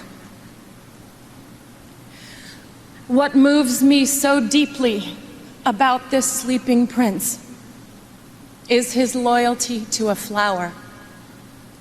The image of a rose shining within him like the flame within a lamp, even when he's asleep. And I realized he was even more fragile than I had thought. Lamps must be protected. A gust of wind can blow them out. Michael's sensitivity was even more extraordinary than his talent, and his true truth resided in his heart. As the Little Prince also said, eyes are blind. You have to look with the heart. What's most important is invisible. Michael saw everything with his heart. To his family, his brothers and sisters, Catherine, Joe, and to his children, Prince, Paris, Blanket, my prayers are with you.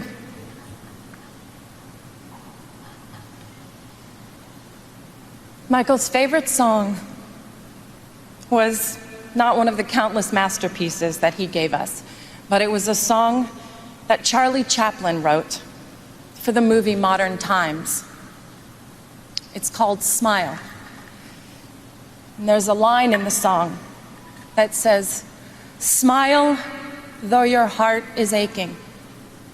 Today, although our hearts are aching, we need to look up where he is undoubtedly perched in a crescent moon, and we need to smile.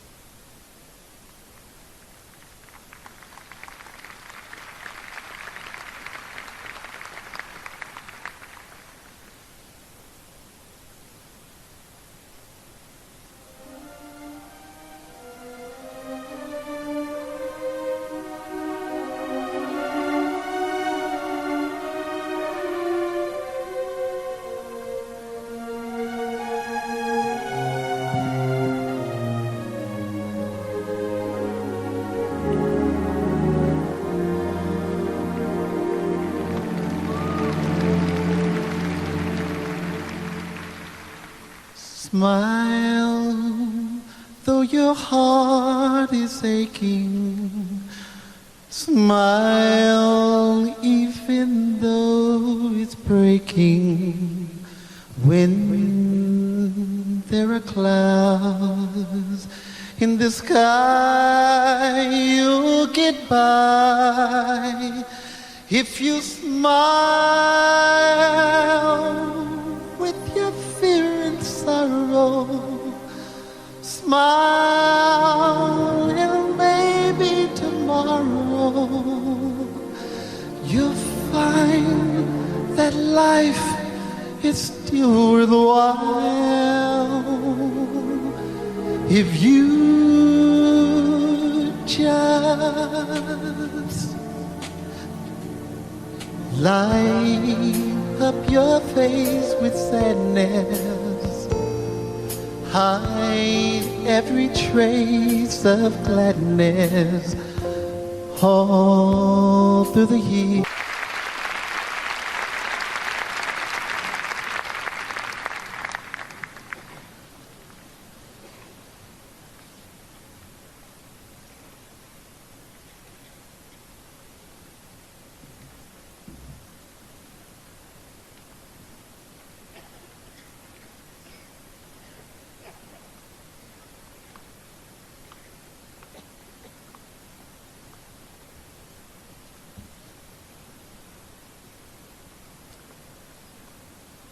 I'm Congresswoman Sheila Jackson Lee, and I hail from Houston, Texas.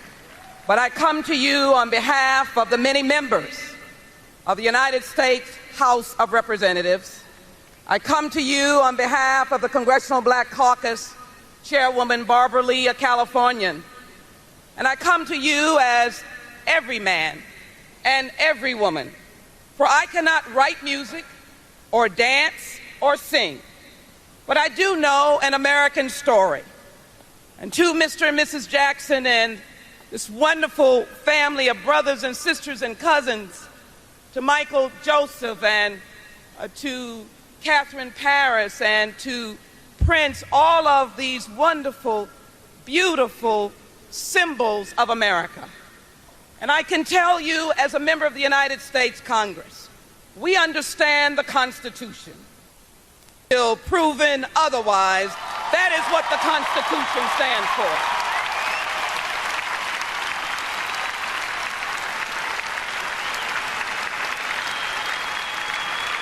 So I mourn today. I come to thank you. For many people don't understand the hearts of entertainers. They don't know how big their hearts are. They don't know how they heal the world on behalf of America. When we're at war, our icons like Michael sing about healing the world. And so he called us into public service. It did not matter whether we were black or white. He even told us to beat the violence, and look at yourself in the mirror, because it meant that if you were going to make a difference, look at the man or woman in the mirror. I come to you today to say thank you.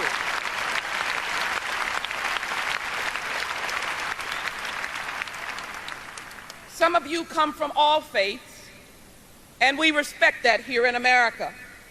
But there is a story whose theme is so symbolic of this young and beautiful man. I love the story of the Good Samaritan because it talks about those who walk by the diminished, the devastated, and the poor. This was a broken and beaten man laying along a road. No one stopped, but someone called the Samaritan. It could be in any faith. It's all about charity and love. And I call Michael Jackson the Good Samaritan. I call him Michael Jackson, who cared and loved for the world. It bothered me. I grew up with him, as all of us, and so many did. And so what an honor and a privilege to see him up close. When he came to the United States Congress in my office and looked some 15 African ambassadors, representatives of heads of state, sitting in an office listening to Michael Jackson talk about caring and fighting HIV/AIDS. They looked at him. He had a twinkle. They listened. He listened. What a miraculous experience to be able to listen and see Michael in action. You know, there were words cast about, but I wonder if anybody was on his shoulder when he walked into Walter Reed Hospital and he walked along the aisles and the rows in the hospital rooms. This was in the midst of the Iraq War. Doctors stopped and nurses stopped, and individual soldiers who had lost limbs stopped and were in essence moved and touched, as Michael was, by his desire to come and thank them for their sacrifice. So don't tell me what an American story is all about. It is the salt of the earth. When this family took the talent that God had given them and made it into a miraculous and wonderful story for America. I come today for you to recognize that the flag flies, and the people who have spoken to the People's House. They recognize and they speak, and those of us who serve in elected office, we respond to the people. Michael fought for the tolerance of all people. In fact, I am reminded, although I speak in the tongues of all faith, that Michael fought the good fight. He was someone who understood, and I hope Mr. and Mrs. Jackson and the family will know the Lord is our shepherd, and we shall not want. Michael Jackson, you've got to know his story, and it has not been told by all of what you have heard. He was someone who understood if he was burned, he built a burn unit. If a hospital needed beds, he built those beds. If they needed money for developing countries, Michael gave. If he was in Namibia, he went to orphanages. Michael never stopped giving, and he touched those whose lives could be reconstructed because the king, yes, the king stopped and said, I care about you. That is why on the House floor on June 25th, 2009, the Congressional Black Caucus and members of the House of Representatives stopped, and had a moment of silence for this wonderful legend and icon.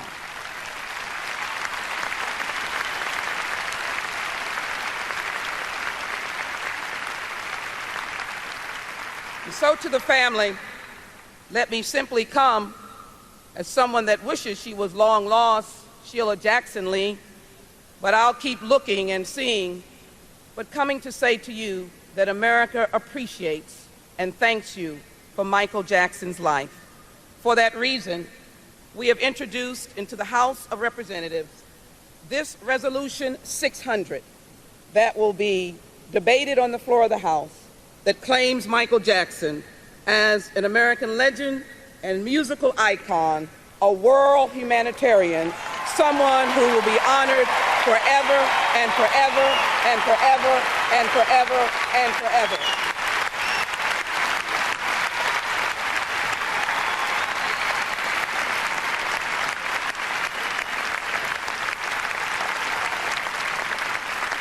We are the world, and we are better because Michael Joseph Jackson lived.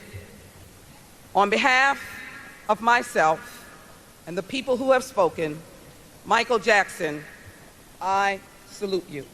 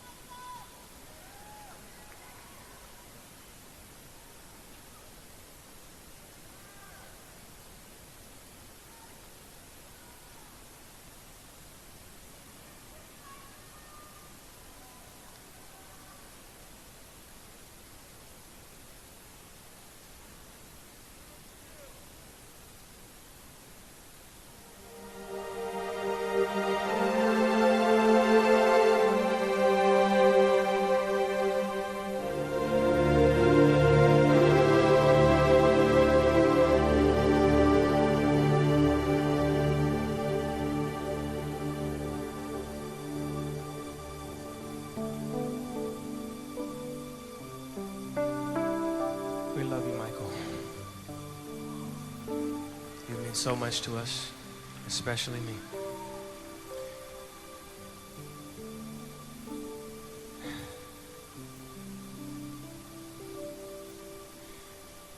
Like a comet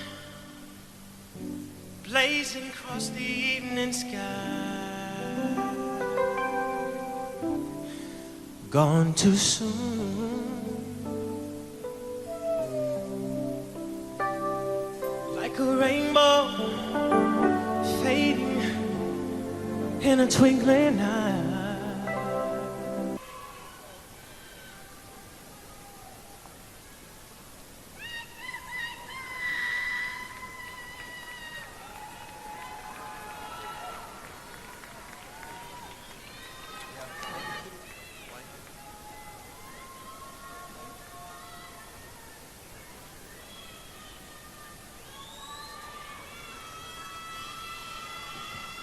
On behalf of my family, myself, fans, friends, nieces, nephews, sisters, brothers, I would like to thank everyone for coming out.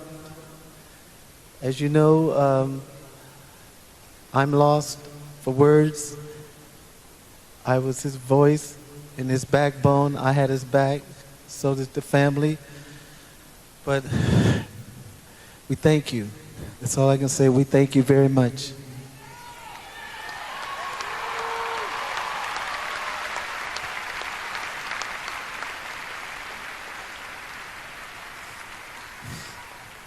I hurt.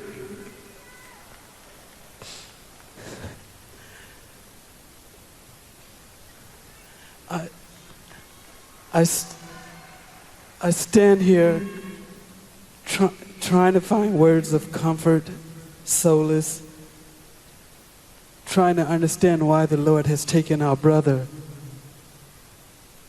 to return home from such a short visit here on earth. Michael, when you left us, a part of me went with you. And a part of you will live forever within me, but also a part of you will live forever within all of us. Michael, I would treasure the good times, the fun we had, singing, dancing, laughing. I can remember when we used to come home from school and we would grab a quick bite to eat and we'd try to watch the Three Stooges, as much of it as possible before Mother would come in and say it's time to go to the recording studio.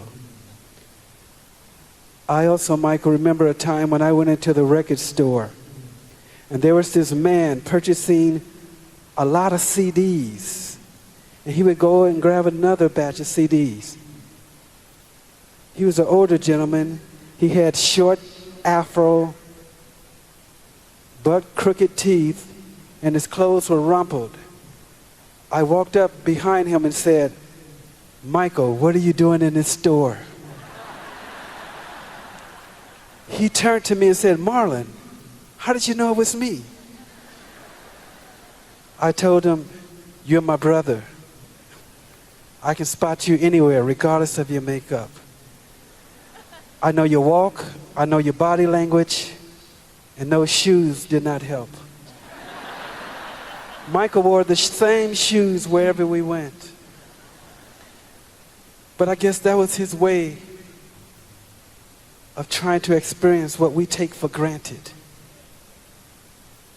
We would never understand what he endured. Not being able to walk across the street without a crowd gathering around him. Being judged, ridiculed. How much pain can one take? Maybe now, Michael, they will leave you alone.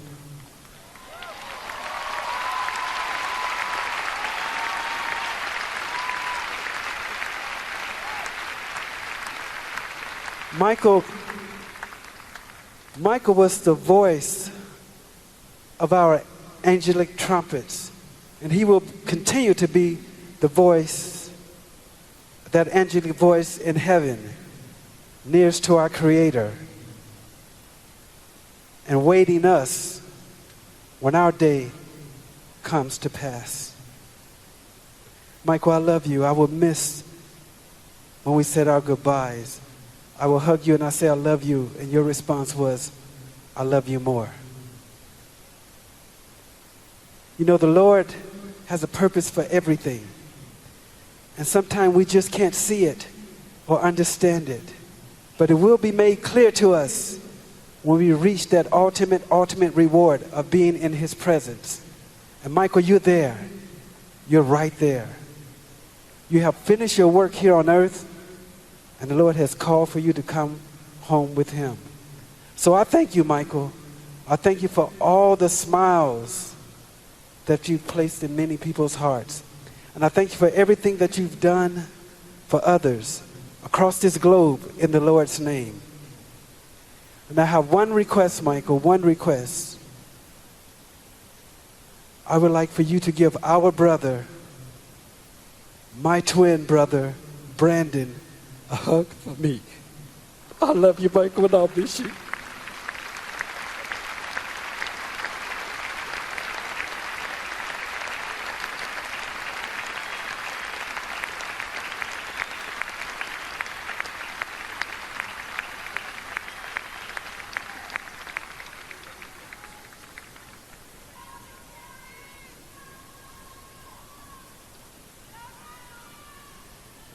I thank you. Janet, want to say something?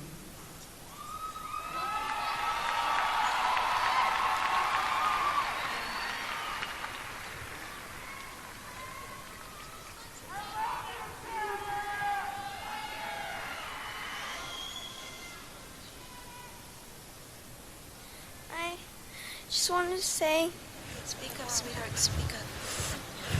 Get close. Ever since I was born, Daddy has been the best father you could ever imagine. And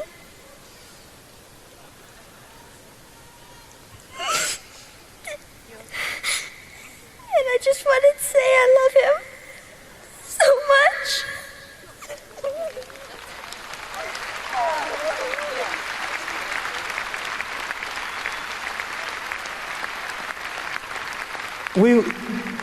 We want to thank you all for loving my brother and supporting our family. Thank you and good night.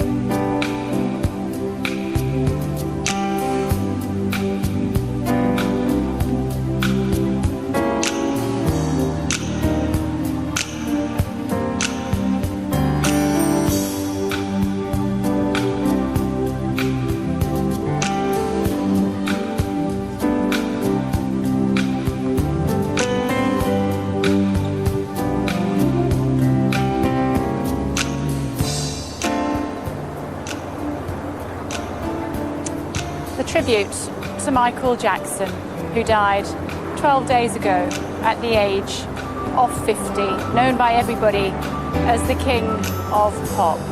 What was it for you? Was it Jermaine singing Smile? Was it Berry Gordy, the founder of Motown, talking about them playing softball on a Saturday afternoon? Was it Brooke Shields who said that all they ever did together was laugh? Was it Stevie Wonder who sang Didn't Think You'd Leave Me in Summer? Was it Al Sharpton who said he bridged racial boundaries? Or was it Usher who touched the coffin and said, gone too soon? Tanya Acker was inside for us. She's come outside now to join us. What was the atmosphere like? Kay, it was remarkably somber. I think that in advance, a lot of us weren't really sure what to expect. I think that we knew about a lot of the performances and the performers and the celebrities who would be there. But once inside, it really... 1 second, let's go inside again. His musical presence has left its mark on his family, his friends, and the millions of fans who have sang and danced, or at least tried to do so, like Mr. Michael Jackson. He was often imitated, but never duplicated. He wanted to heal the world through his music, and in a small way, he succeeded. His music reached across the barriers of race, culture, and even national identity, unifying the planet, if only for a few moments. So now it's up to us. We should all look at the man or the woman in the mirror and change the way we treat each other. Let's celebrate our uniqueness, respect our differences, and make that change starting today. My prayer is that this will be more than just a memorial for Michael Jackson, but a remembrance truly of what he means to us. Because all around us are people of different cultures, different religions, different nationalities, and yet the music of Michael Jackson brings us together, not only here, but around the world. The family has allowed me to close this memorial with a prayer, and I'm going to ask that you would just catch the hand of the person next to you, whether you're in this auditorium or watching by television, wherever you might be, in solidarity and remembrance of truly what Michael Jackson's music has done to us and what the man means in this place. If you are so inclined, will you bow your heads and let's pray. Our Heavenly Father, we thank you this day for the memory of Michael Jackson that means so much to us even right now. Thank you for the gift of music that he gave us. Thank you for the man that he was and for what he sought to do with his life. We pray, Father, that you will just remind us that we truly can make a difference if we make up our minds to do so. Help us to take a message of love and healing and peace with us as we go. Let us demonstrate that love when we go to school. Let us demonstrate that love when we go to work. Let us demonstrate that love as we walk the streets of our city and no longer turn a blind eye to the needs of those that we walk by every day.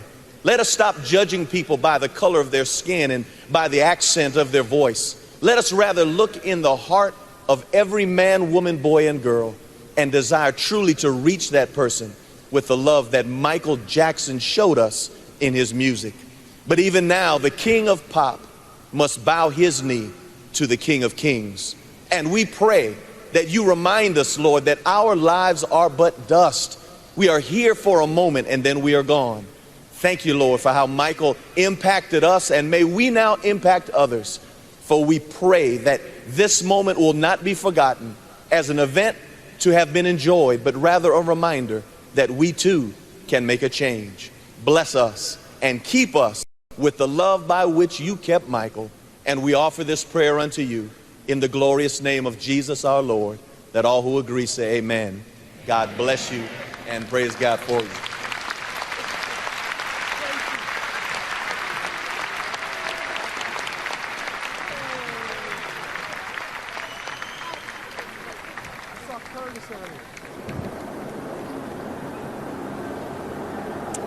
And that ends the memorial service, the public memorial service for Michael Jackson. As I was saying, Tanya Acker was inside for us. She's joined us outside now. Tanya, you brought the commemorative brochure with you as well.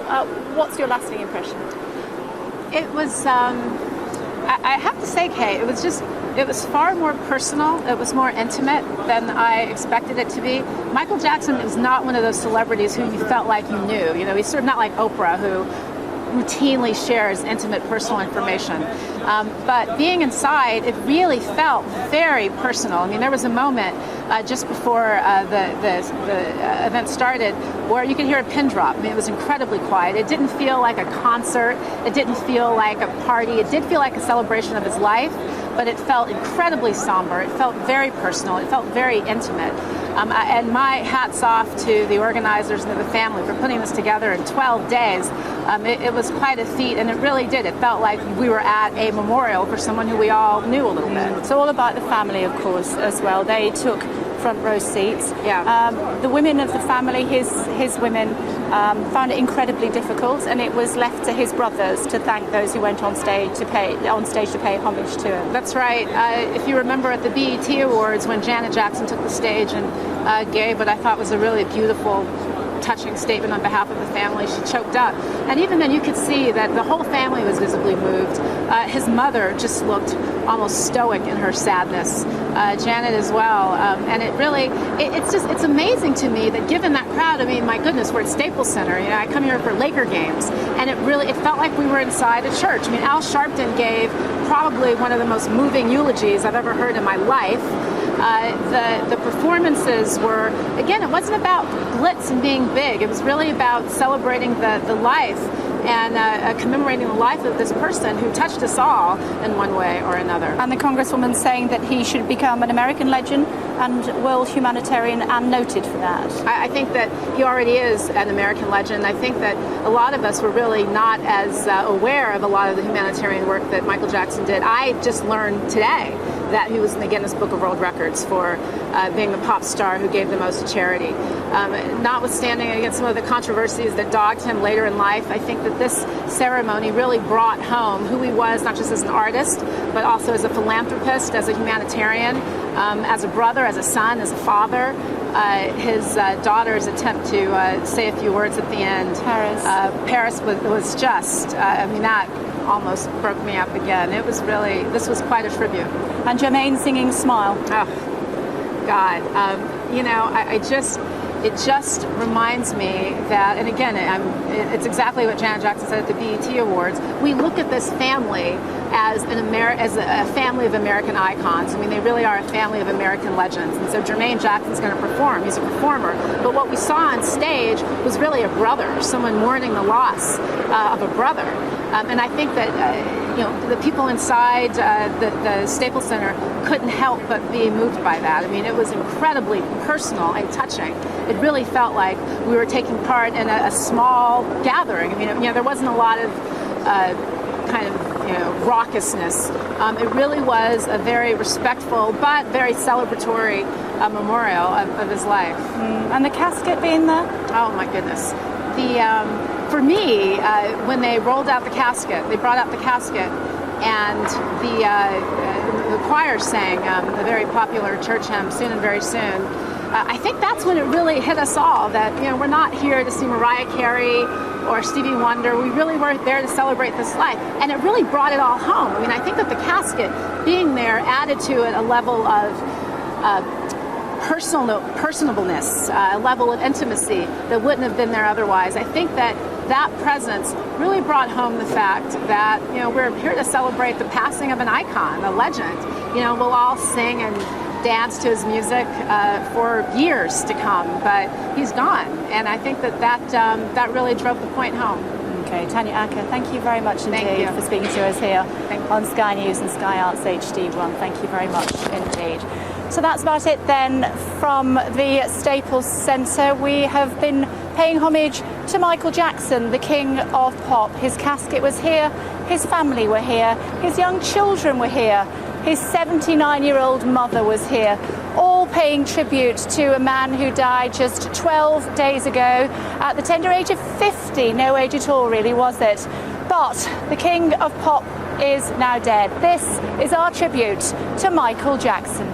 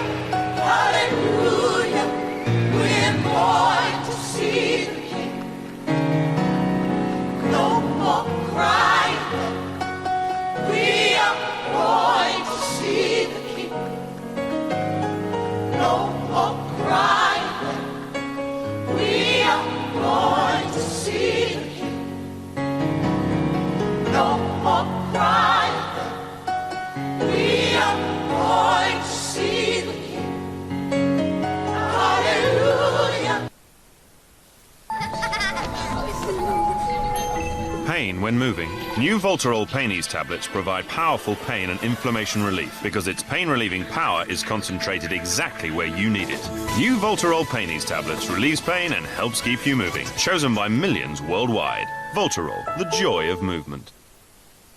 The new Panasonic Lumix TZ7 has an ultra-wide-angle lens to get the whole picture. And for capturing the unexpected, a high-definition movie mode. Plus a 12 times optical zoom that takes you closer to the action, even during filming. The new Panasonic Lumix TZ7 with HD movie mode, because capturing the unexpected matters. Panasonic, ideas for life. Backstage, makeup artists have an alternative to false lashes. Max Factor's False Lash Effect Mascara. Our biggest brush ever. Transforms your look for impact you never thought your lashes could achieve. Larger than life lashes.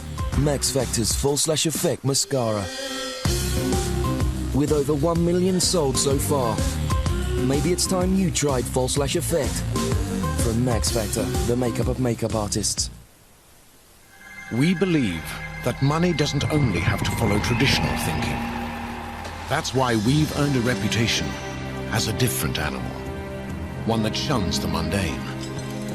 One that leaves the average in its tracks. So why be conventional? When today, you could be with a bank of ideas. Investec, out of the ordinary. Please be seated for Meerkat Puppet Theater. Hello, Mr. Meerkat. How much could you save me on my car insurance? Market, you want market? Compare the Meerkat.com, compare the Market.com. Simple.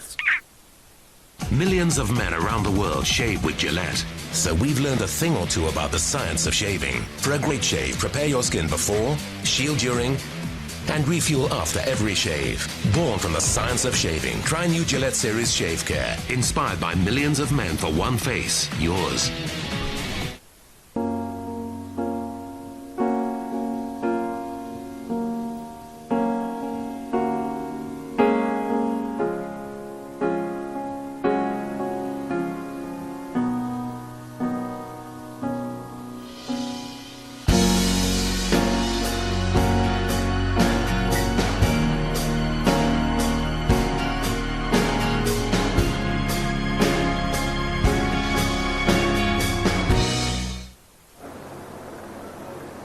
Coming up in the next hour on Sky News for you, the final journey for Michael Jackson as he's brought from the Hollywood Hills down here to the Staples Center for his memorial tributes. Meantime, the fans are gathering outside. They'll be pouring out in just a moment. We'll be speaking to them live here on Sky News after the weather.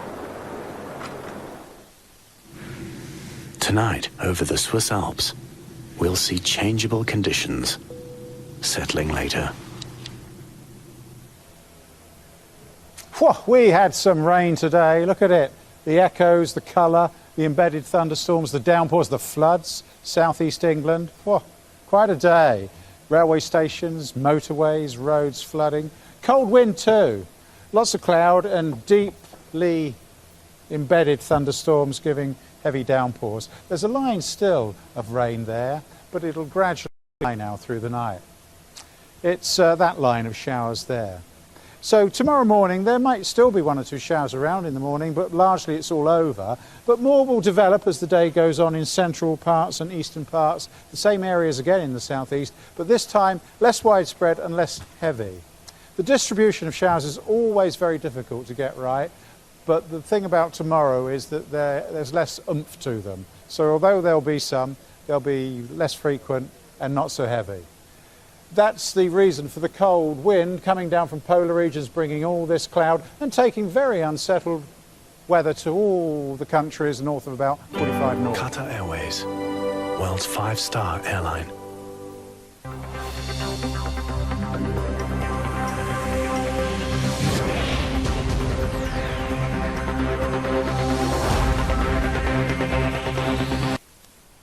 Are paying an emotional farewell to Michael Jackson in words music and memories. There were performances from some of the great... I was born. Daddy has been the best father you could ever imagine.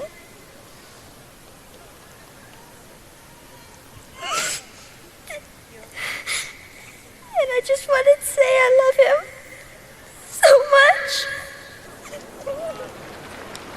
Tens of thousands of his fans have gathered in the city for the highly charged memorial service. Family, stars and fans have said farewell to Michael Jackson at a service in Los Angeles. Millions more around the world observed the tributes in words and music. Michael Jackson's body lay in a golden coffin that was brought to the front of the stage at the start of the service. There were readings and songs, tears and laughter as friends remembered the public and very private man. In the words of the founder of Motown Records, Berry Gordy, the man who set Michael on the road to global superstardom, he is quite simply the greatest entertainer that ever lived. There were personal stories, memories of his generosity to charity, and assertions that he helped African Americans to advance. During the finale, his daughter Paris spoke of her love for her mother.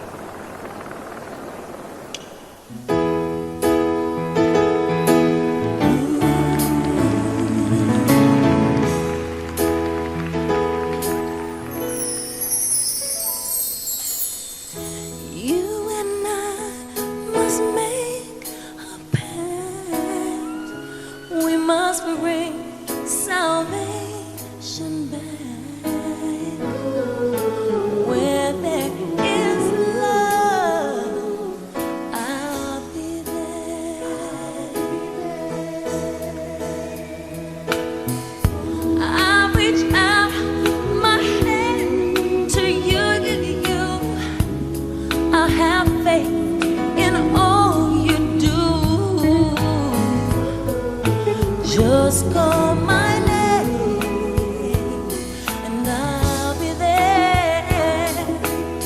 Trey Lorenz, Sam. To build my world of dreams around you. I'm so glad that I found you. I'll be there with a love so strong. I'll be your strength. You know I'll keep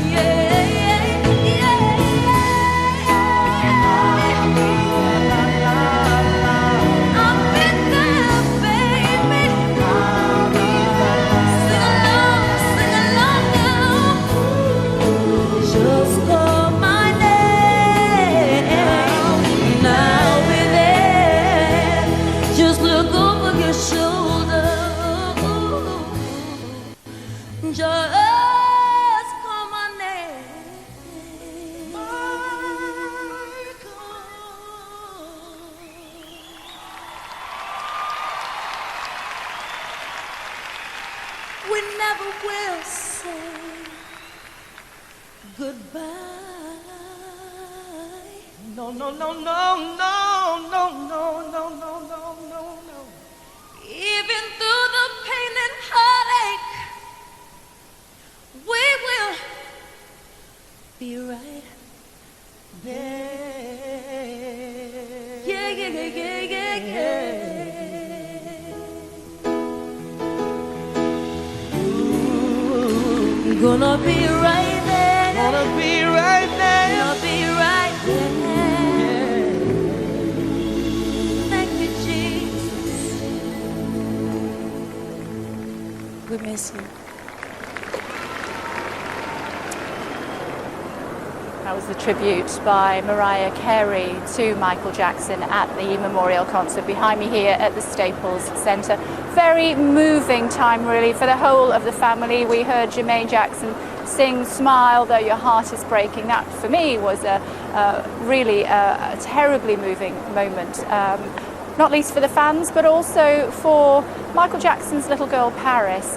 She did take to the stage with the family at the end of the memorial, and she did try to speak. Ever since I was born,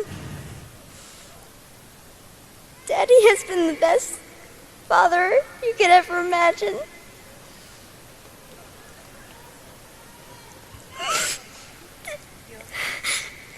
And I just wanted to say I love him so much.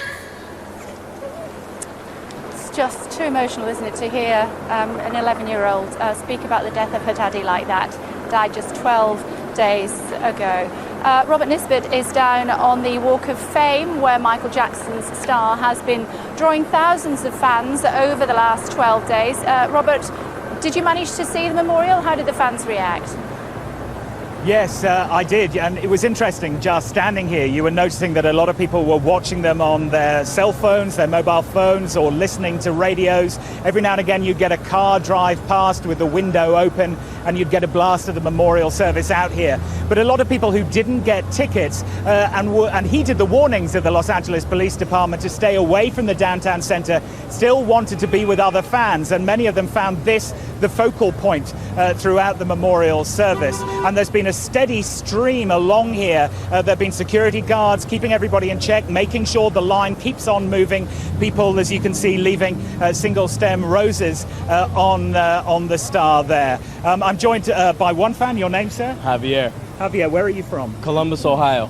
So, Michael Jackson, what did he mean to you? Man, he woke me up to a whole new music genre. You know, he just gave me, when I met or came in contact with him when I was younger, it was just a whole new world of music and entertainment that just blew my mind and made me want to be a performer. And even my children, I have a 9-year-old and a 5-year-old who are just absolutely in love with his music. And so it's just, he changed the world and he changed me. One interesting element, I don't know if you heard the memorial service, did you? Yeah, we listened to it on the radio. Al Sharpton talking about, and almost joining the dots, saying that there was a line from Michael Jackson to President Obama in terms of race relations in this country. Do you think that was overstated? Not at all. I mean, he broke down so many barriers racially, culturally, socioeconomically. Everybody had a moment where they were impacted by Michael Jackson's music at some time in their life. He's undeniable. No matter who you are, where you come from, you've had your Michael Jackson moment. Okay, thank you very much indeed. If I could bring in this gentleman here who's filming. I mean, in terms of Michael Jackson as a cultural icon, I mean, a world cultural icon, is it being overstated at the moment? Not at all. I remember in my second year of college, sophomore, and the MTV premiere of Thriller was coming on that night. You would not believe the excitement in that dorm room. And again, this is the first time that there's an African American on MTV, their video, and the entire dorm was downstairs to watch this. And so that changed the culture permanently in the United States, as far as race relations and as far as other folks accepting other types of music and calling it their own, because right before that was the whole death of disco. And we thought that was the end of really cultural music. But Michael Jackson brought it back the next year, so it was wonderful. So if there are some people who like some of his songs but think that this reaction is maybe a little over the top, I mean, what would you say to them to put him in in place in world culture? Well, he wasn't theirs, and they're not his, and so I'll just leave it at that. Everyone has their own opinions, and that's fine. Everyone reacted differently to some other deaths of other stars and so forth, and we let folks have their time with their stars. And so those other folks will, if that's the way they feel, that's the way they feel. And for a lot of people in the UK who will remember Princess Diana's death, and I've spoken to some Americans who are saying, you know, this is our royalty. Right. I wouldn't say royalty, and I don't know that Michael really felt honored by, you know, the accolades and being the king of pop. But I think it's different, Diana and the line that she carried and the responsibility. And I think that's a big part of it. You know, her responsibility was much greater than an entertainer. And however, as far as African Americans are concerned, certainly he's royalty and the rest of his family. And in terms of legacy, there's a lot of discussion about legacy. What do you think Michael Jackson's will be, apart from just this kind of racial element that you're talking about? Sure. Well, the music. I mean, it'll never die. And because of the fact that everything is online as far as music these days, no one will ever sell as many albums, CDs as he sold, because you just don't make it that way anymore. So he'll go down in history, even this week, in selling so many millions of albums and songs downloaded, and setting new records after his death. I mean, it'll never be done again. Do you think there's anybody who kind of equals him at the moment? Some people have talked about Madonna being the only kind of single big pop star left. No. If they are here, we don't know them yet, because I don't see anyone with that potential right now. Okay, well, look, thank you very much indeed. Thank you for your time.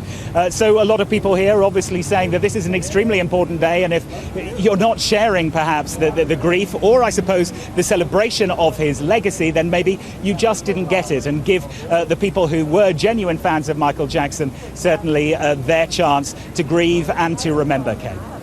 But the other guy, whose dog is this? Okay, Robert, thank you very much indeed. Joined now by two very special people, the Commodores, otherwise known as William King and J.D. Nichols. Gentlemen, thank you so much for joining us. It's an honour to meet you. Tell me what the atmosphere was like inside. You know, I was really surprised about how calm it was inside. The entertainers were great. I think, you know, they had everything well planned. It came off very well. It ran very smoothly. And I think with the amount of time they had to do this, I mean, we literally jumped off a plane from Europe because we just finished doing the UK and had to make a turnaround. I got here about 35 or 40 minutes before it began because we all went home first because we had no suits to wear. And jumped on another plane and came here. I came from Atlanta. J.D. came from Las Vegas. Walter came from Florida. All in a huff and a puff. Yeah. You know, and but it was important to get here, J.D. Oh, absolutely. I mean, I was telling William King a few minutes ago that I finally got it today that, you know, Michael is not with us anymore. And when I finally got, I've been getting it over the last few days just from the coverage and what have you, but I finally got it today when I actually was sitting 15 feet from the casket, you know, and realizing that that's Michael right there. Yeah. And that's when I actually got it. Now I can release a little bit. And the other thing is that the atmosphere in there was, I think we needed that too. That atmosphere in there was so uplifting, and all the speeches were so uplifting, and the accolades and the video screens showing us reminders of Michael's past history. We needed that to lift us up out of the funk that we were in. So I'm a happier guy today. Smile? Yeah, that was incredible. I don't know how we held it together.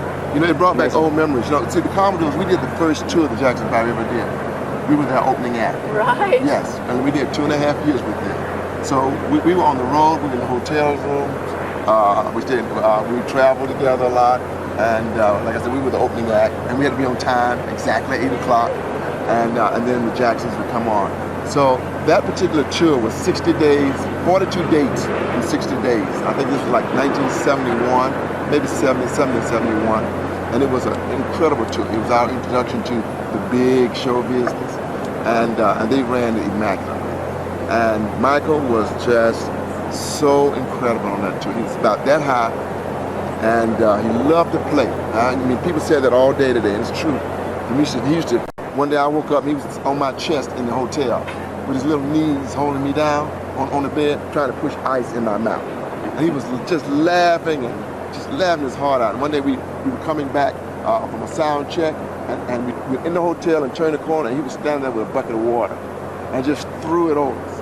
And I wanted to just choke him right there. You probably had that water coming. I probably did. But but that's the way he was. You know what I mean? He was just full of fun. and he'd do things and then run down the hallway as fast as he could, you know. JD, what do you remember most about him? What do I remember most about? Let me tell you, and I shared this with another TV station a couple of days ago, was we were in Tokyo a number of years back. We were in Tokyo performing the Commodores, and Michael Jackson was there also touring, and we found out we were staying at the same hotel. And he was staying in the penthouse, of course, and we were staying a few floors below him. Michael always gets the penthouse. Go figure. That was where I was supposed to be staying. Go figure. Go figure.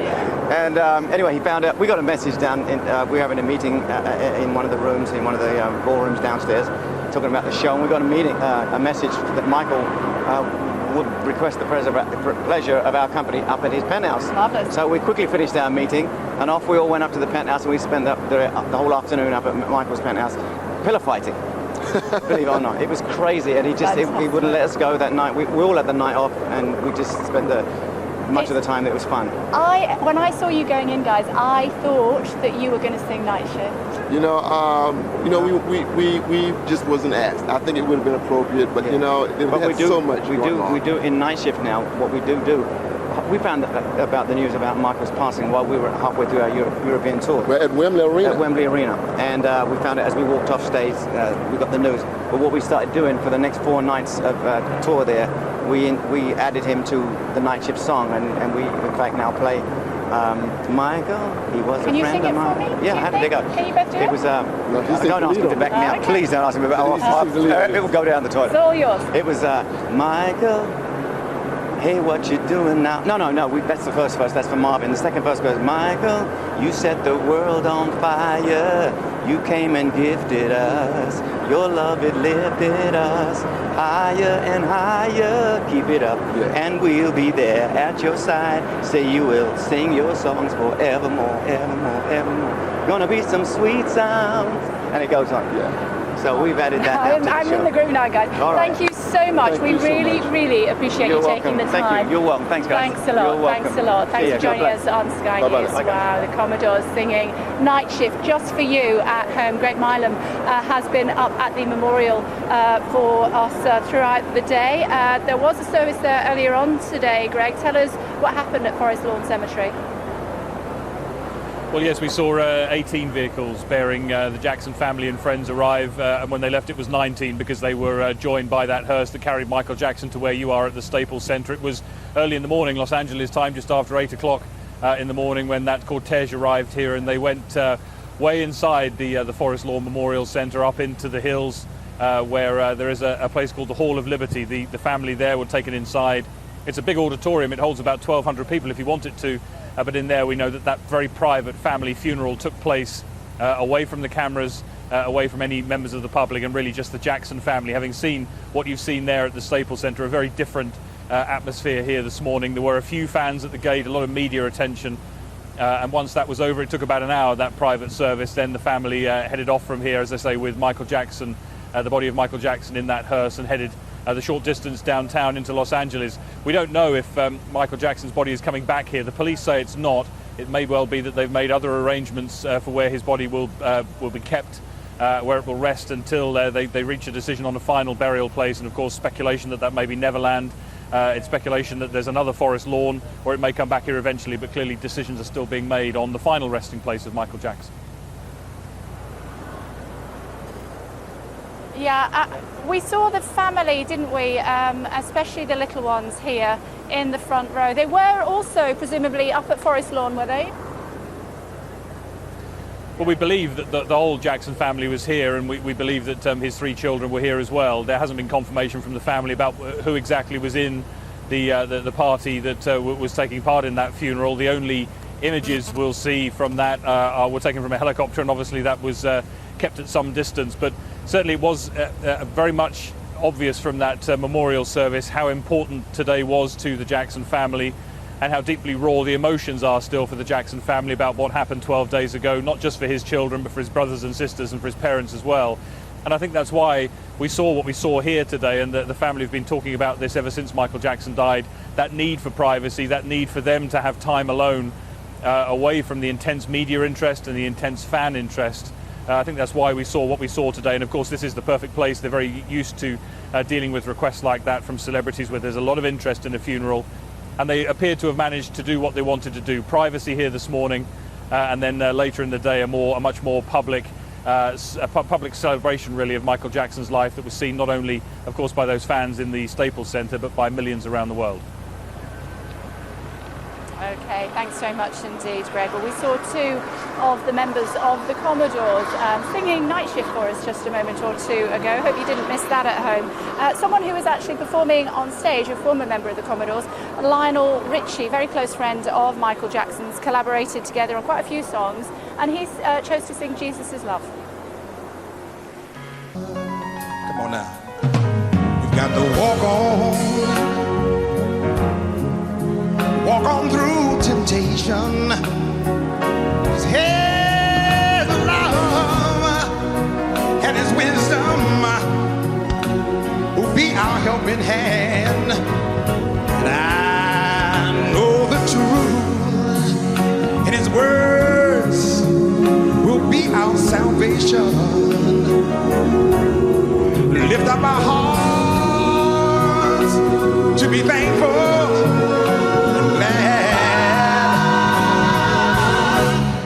Jesus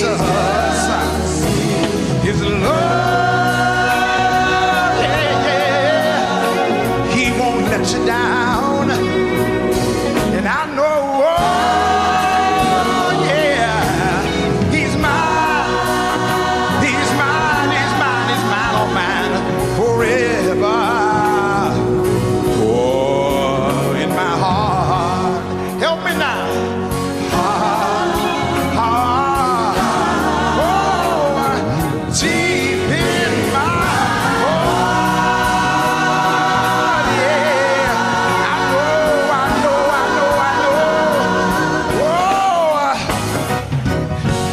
Follow that star wherever it leads me. I don't mind, Lord. I hope you don't mind. I want to walk with you, talk with you, do all the things you want me to do. Oh, who will pick you up when you fall. Who will stand beside you. Who will love us all. Yeah.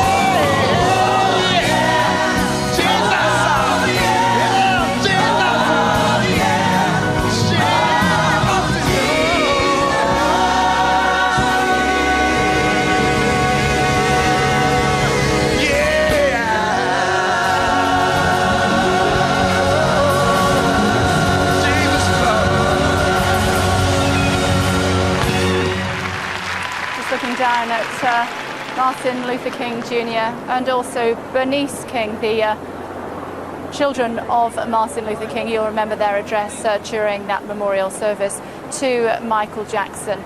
Coming up in just a few moments' time, we are going to bring you that tribute that didn't leave a dry eye in the house from Jermaine Jackson. Do stay tuned. Here it comes, here it comes. Thunderbirds are go.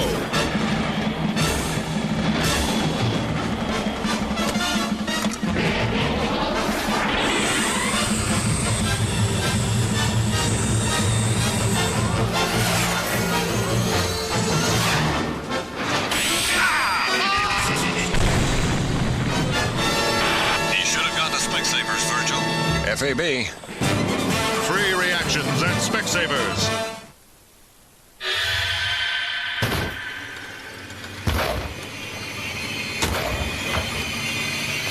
Here's Lenny. A bad night's sleep at some hotels can really make you grumpy.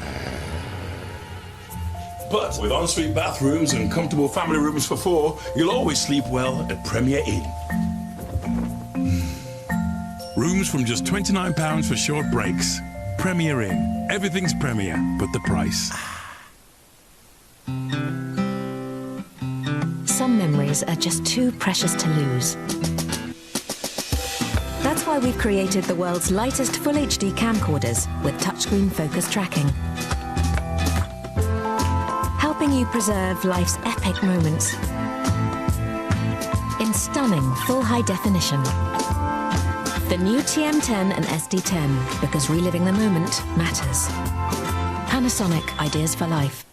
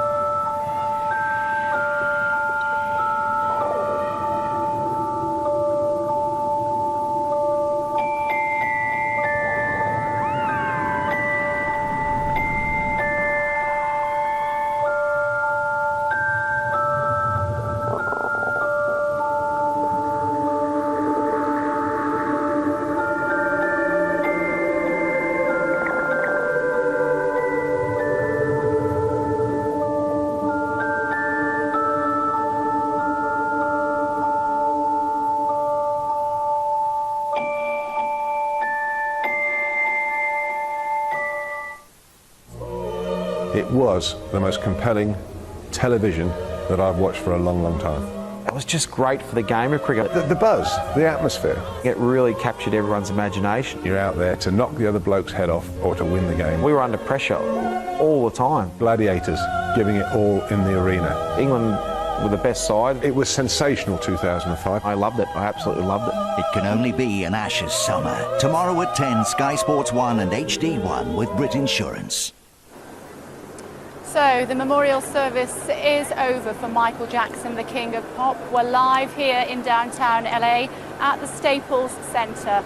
You can see the limousines for the family. They've been stoic throughout, sitting on the front row. Difficult time for the children, particularly, and also for Michael Jackson's 79-year-old mother, Catherine, who sat by her youngest grandchild throughout, trying to reassure Blanket, even though he lost his daddy just 12 days ago. We're not sure what's going to happen to Michael Jackson's casket at this stage. We do believe that he will not be returning to the Forest Lawn mortuary, which is where the family had their private gathering, is how it's been described a little bit earlier on today.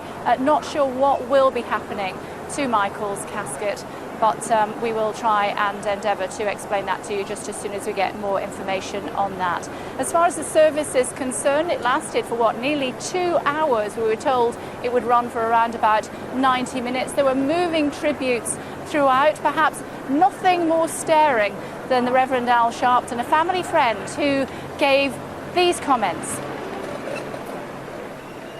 All over the world today, people are gathered in love vigils to celebrate the life of a man that taught the world how to love. People may be wondering why there's such an emotional outburst, but you would have to understand the journey of Michael to understand what he meant to all of us. For these that sit here as the Jackson family, a mother and father with 9 children that rose from a working class family in Gary, Indiana. They had nothing but a dream. No one believed in those days that these kind of dreams could come true. But they kept on believing, and Michael never let the world turn him around from his dreams.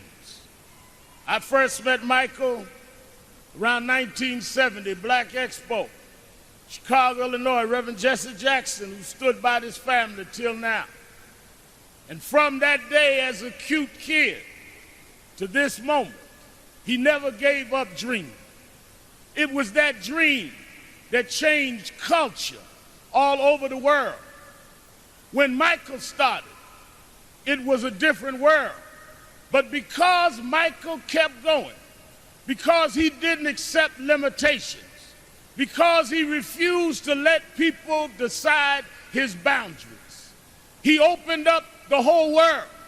In the music world, he put on one glove, pulled his pants up, and broke down the color curtain, where now our videos are shown and magazines put us on the cover. It was Michael Jackson that brought blacks and whites and Asians and Latinos together. It was Michael Jackson that made us sing "We Are the World" and feed the hungry long before Live Aid.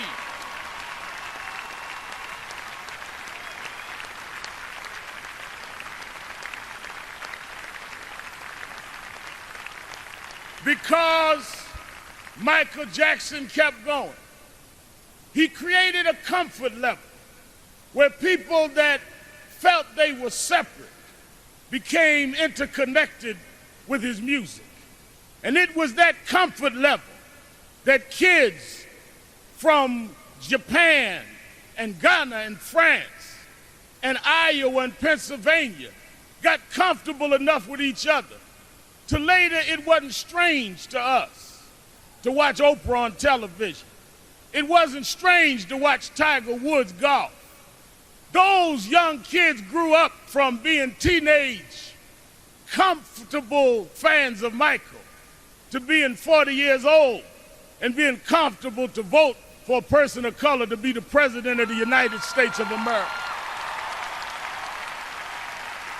Michael did that. Michael made us love each other. Michael taught us to stand with each other. There are those that like to dig around mess, but millions around the world, we're going to uphold his message. It's not about mess, it's about his love message. As you climb up steep mountains, sometimes you scar your knee. Sometimes you break your skin, but don't focus on the scars. Focus on the journey. Michael beat him. Michael rose to the top. He outsang his cynics. He outdanced his doubters. He outperformed the pessimists. Every time he got knocked down, he got back up. Every time you counted him out, he came back in. Michael never stopped.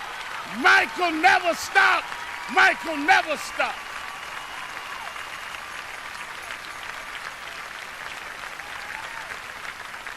I want to say to Mrs. Jackson and Joe Jackson, his sisters and brothers, we thank you for giving us someone that taught us love, someone that taught us hope. We want to thank you because we know it was your dream too. We know that your heart is broken. I know you have some comfort from the letter from the President of the United States and Nelson Mandela, but this was your child. This was your brother. This was your cousin. Nothing will fill your heart's loss. But I hope the love that people are showing will make you know he didn't live in vain. And I want his 3 children to know. Wasn't nothing strange about your daddy. It was strange what your daddy had to deal with. But he dealt with it.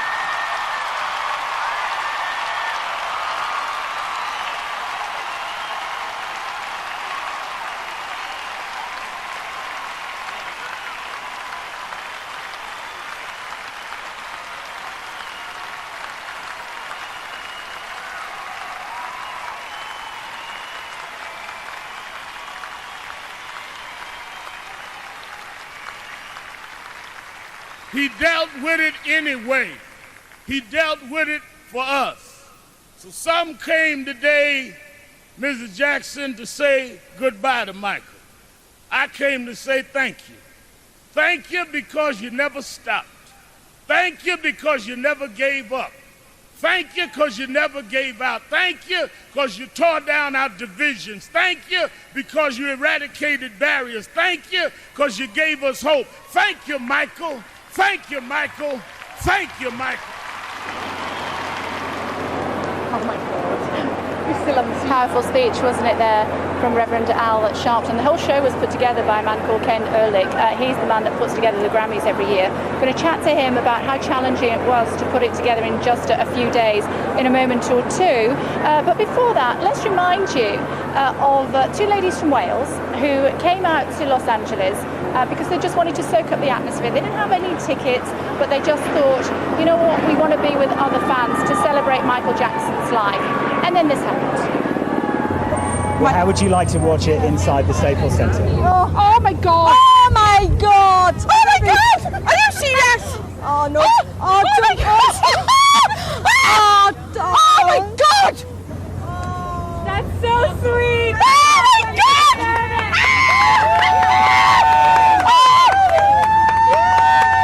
my God! Oh my God! Oh my God!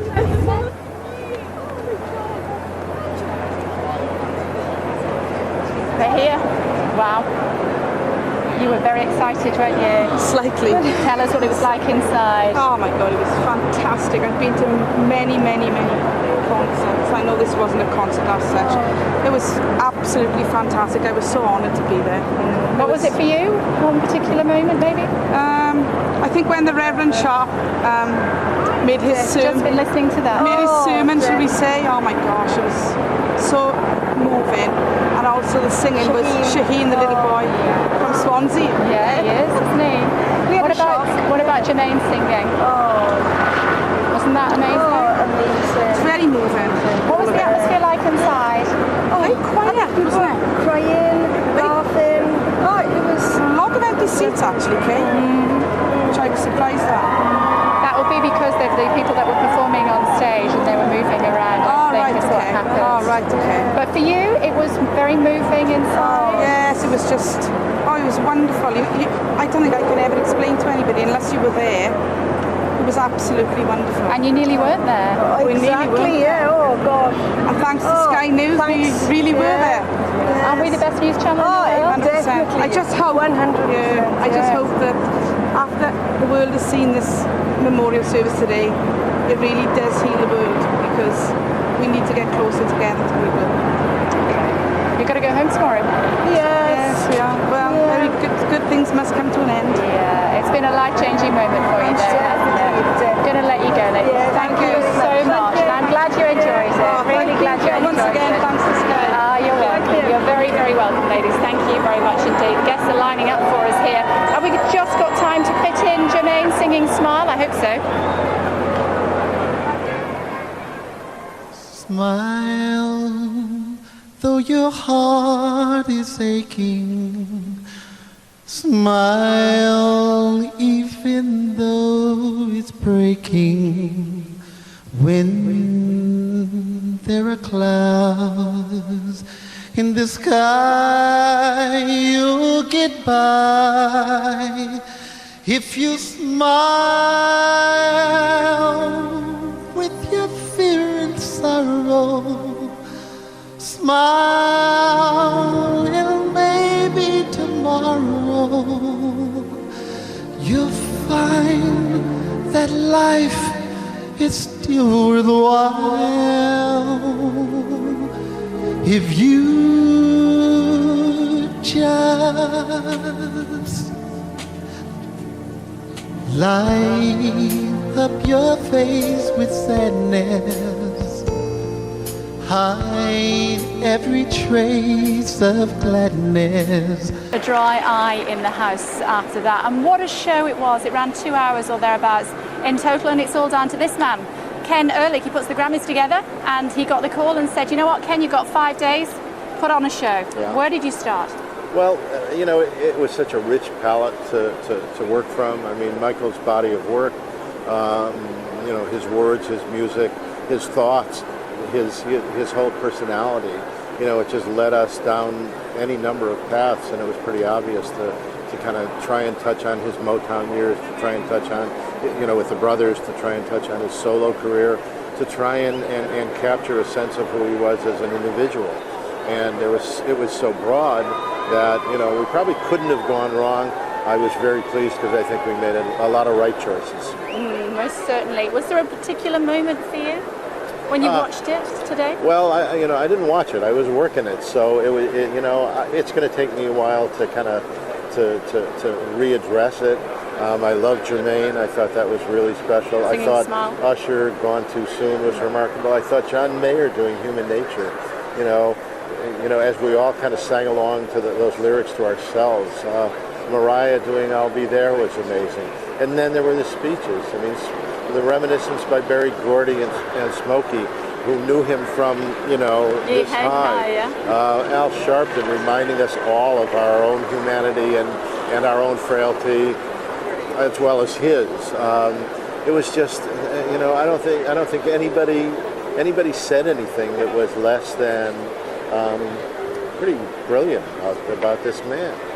How did you decide what tone to pitch it at? Because it was difficult, presumably, to get it just right. The tone was dictated to us, and in a good way, by the family. They said, this is a memorial service. Don't make a television show. You always make television shows. Not a problem with that, but we want a service. We want something that celebrates Michael's life with a spirituality. And it was certainly spiritual inside that building. I can't even begin to think about all the people that took us to church. Certainly Reverend Sharpton, certainly Smokey, certainly, you know, almost every performance had that feeling. You know, Jesus is love, said Lionel Richie. I'll be there, said Mariah Carey.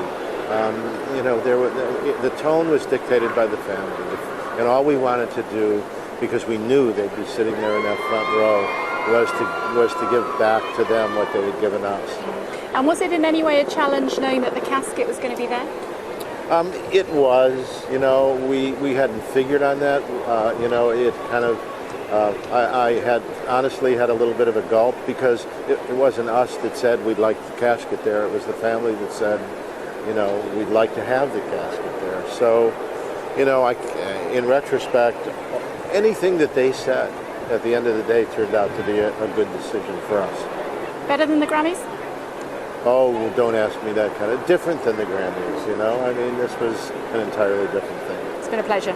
Nice talking Thank to you very much indeed for joining us. Thank you very much. Ken Ehrlich, who put that magnificent show, that memorial to Michael Jackson, the King of Pop, together in just 5 days. Michael Jackson's casket now taken out of the Staples Center to be taken to his final resting place. We're back in just a moment.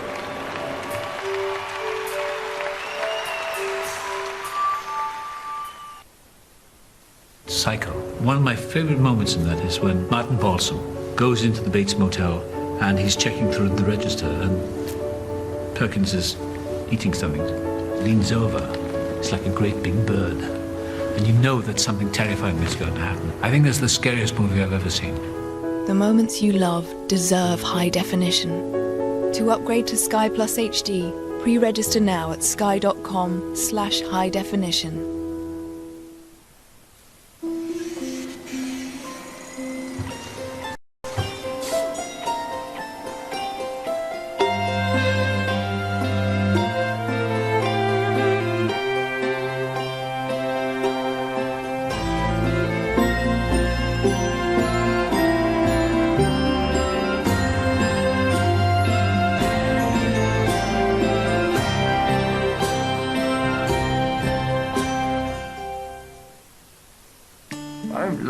Insurance. Oh, but hold on, what's this? I recommend Confused.com to everybody. The choice is massive. You got the likes of Asda, Virgin, Churchill, Prudential. It's just so easy to do. We do it every year and you can save so much money doing it. I'm looking at £128 saving from last year's Confused.com. Bonus. The new Confused.com. The choice is clear. Have you heard about this week's great summer offers? Half price on Tetley tea bags is just one of them. For fresh offers this summer, pop into Summerfield. Fungal nail infection can spread, but Curanail can kill the fungus. And it's available from your pharmacy without prescription. Surely it's better to get Curanail than have criminals.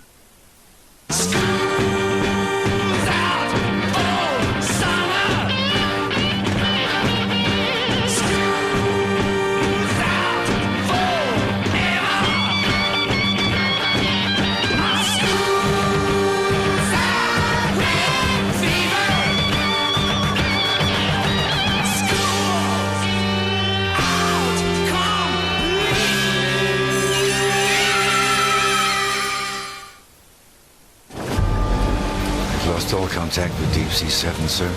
Is there any sign of life? Nothing, sir. Get me the next of kin. Everybody thought Hank Baxter was 100% American.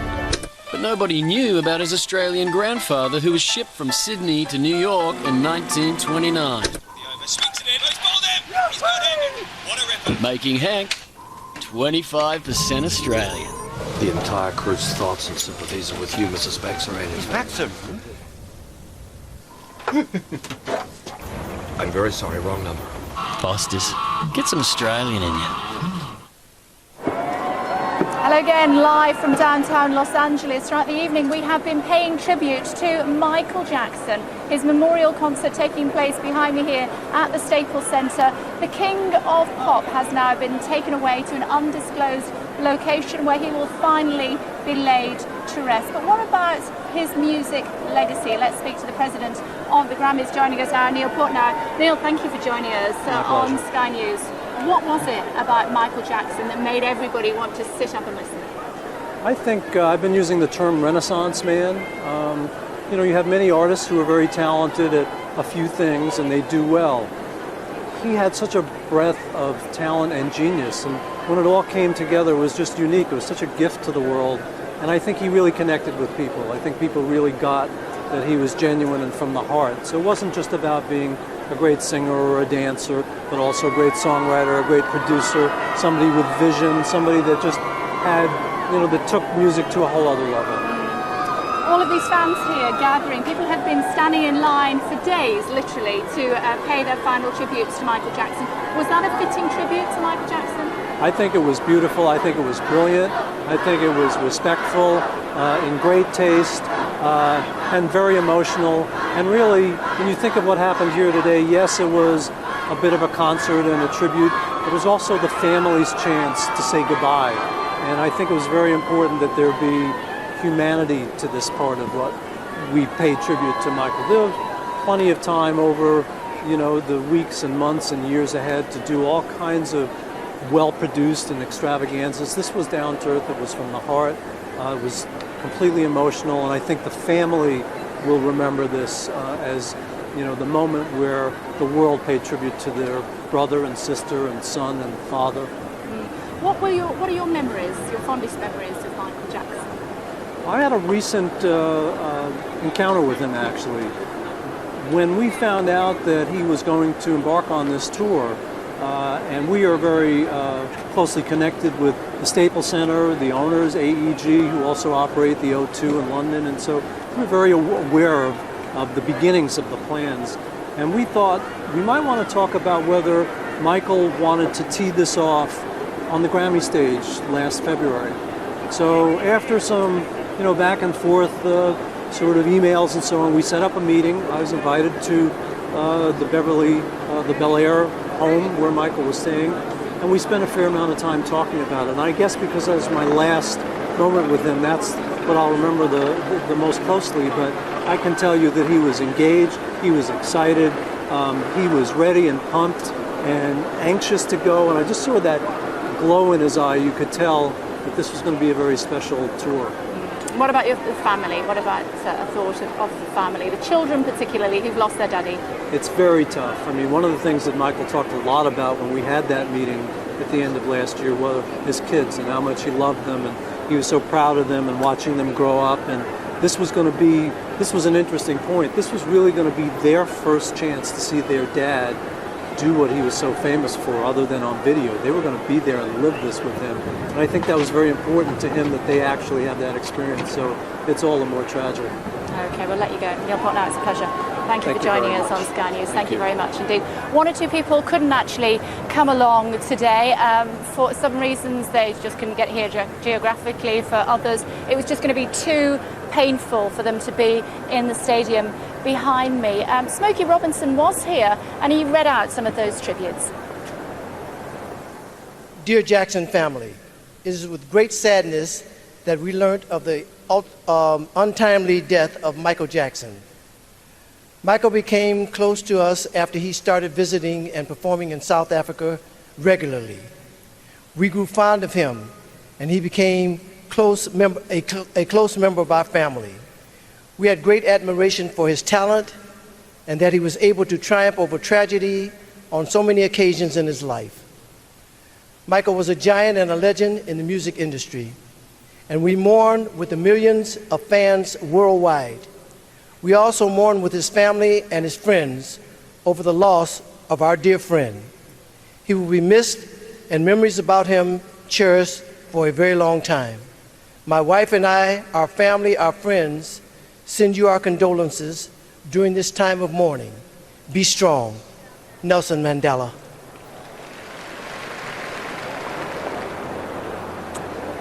Tributes to Michael Jackson from those who couldn't make it to the memorial concert behind me here at the Staples Center. Many of the fans are still here, still milling around, as you can see from our camera positions. They don't want to go, they still want to be a part of the King of Pop, Michael Jackson. His memorial concert continues in just a moment. In today's volatile global marketplace, the game has changed for good. The difference between winning and losing is having the experience and depth of character to meet new challenges. Padraig Harrington, back-to-back British Open champion and winner of the PGA Championship. At the British Open in 2008, the game changed for me as I turned for home. I hold a critical putt on the 10th green and I never look back from there. When the game changes in your world, join the thousands of organisations who turn to FTI.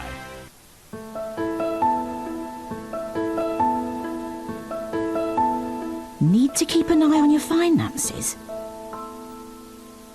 Mobile banking from Lloyds TSB. Just one of the ways you can bank on us to help. Lloyds TSB. For the journey. At Wickes, we've designed a range of 24 luxurious bathrooms. Filled with innovative design features. And made from superior quality materials. That's why we are proud to put our name on them. And now, they're available with 50% off. It's got our name on it. Wickes. Magnet's half-price sale is now on, with a free Wi-Fi cabinet TV. But hurry, the extra 10% off sale prices ends 11th of July. I proclaim open the Olympic Games of London. It was an extraordinary time. Rationing, bomb sites. Even the track was made from cinders from people's coal fires. But people rallied. And somehow the impossible happened. No one knew then about climate change.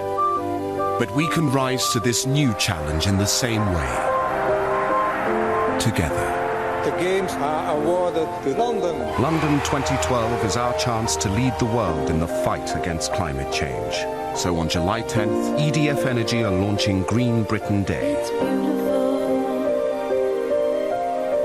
Join in at teamgreenbritain.org in association with the Eden Project.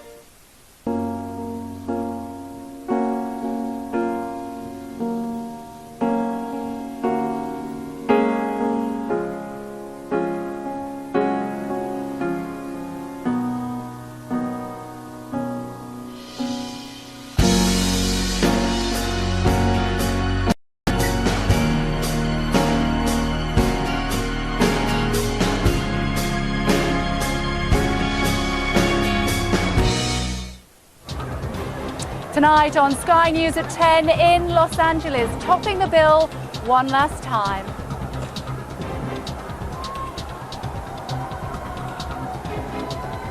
Michael Jackson's gold casket takes centre stage at his own tribute, proving even in death, no star is bigger. Celebrities and fans paid their respects at a charged and really very emotional ceremony, but the most touching tribute came from his own daughter.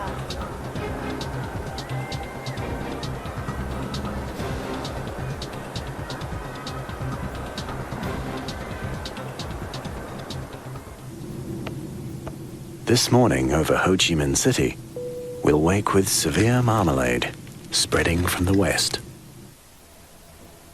What a lot of rain we had. These echoes, the bright colours, embedded thunderstorms, downpours enough to give local floods, train stations, motorways. Whoa.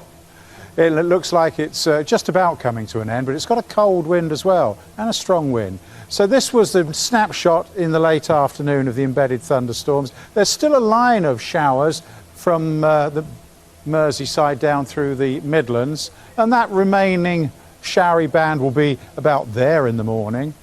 So still one or two showers around on Wednesday and still a cold wind blowing, but much, much better day for many. The wind is actually from polar latitudes, northerly winds, so it's a good job it's high summer. It's that pushed down from the north into Britain, but it's all gradually moving away. Qatar Airways, world's 5-star airline.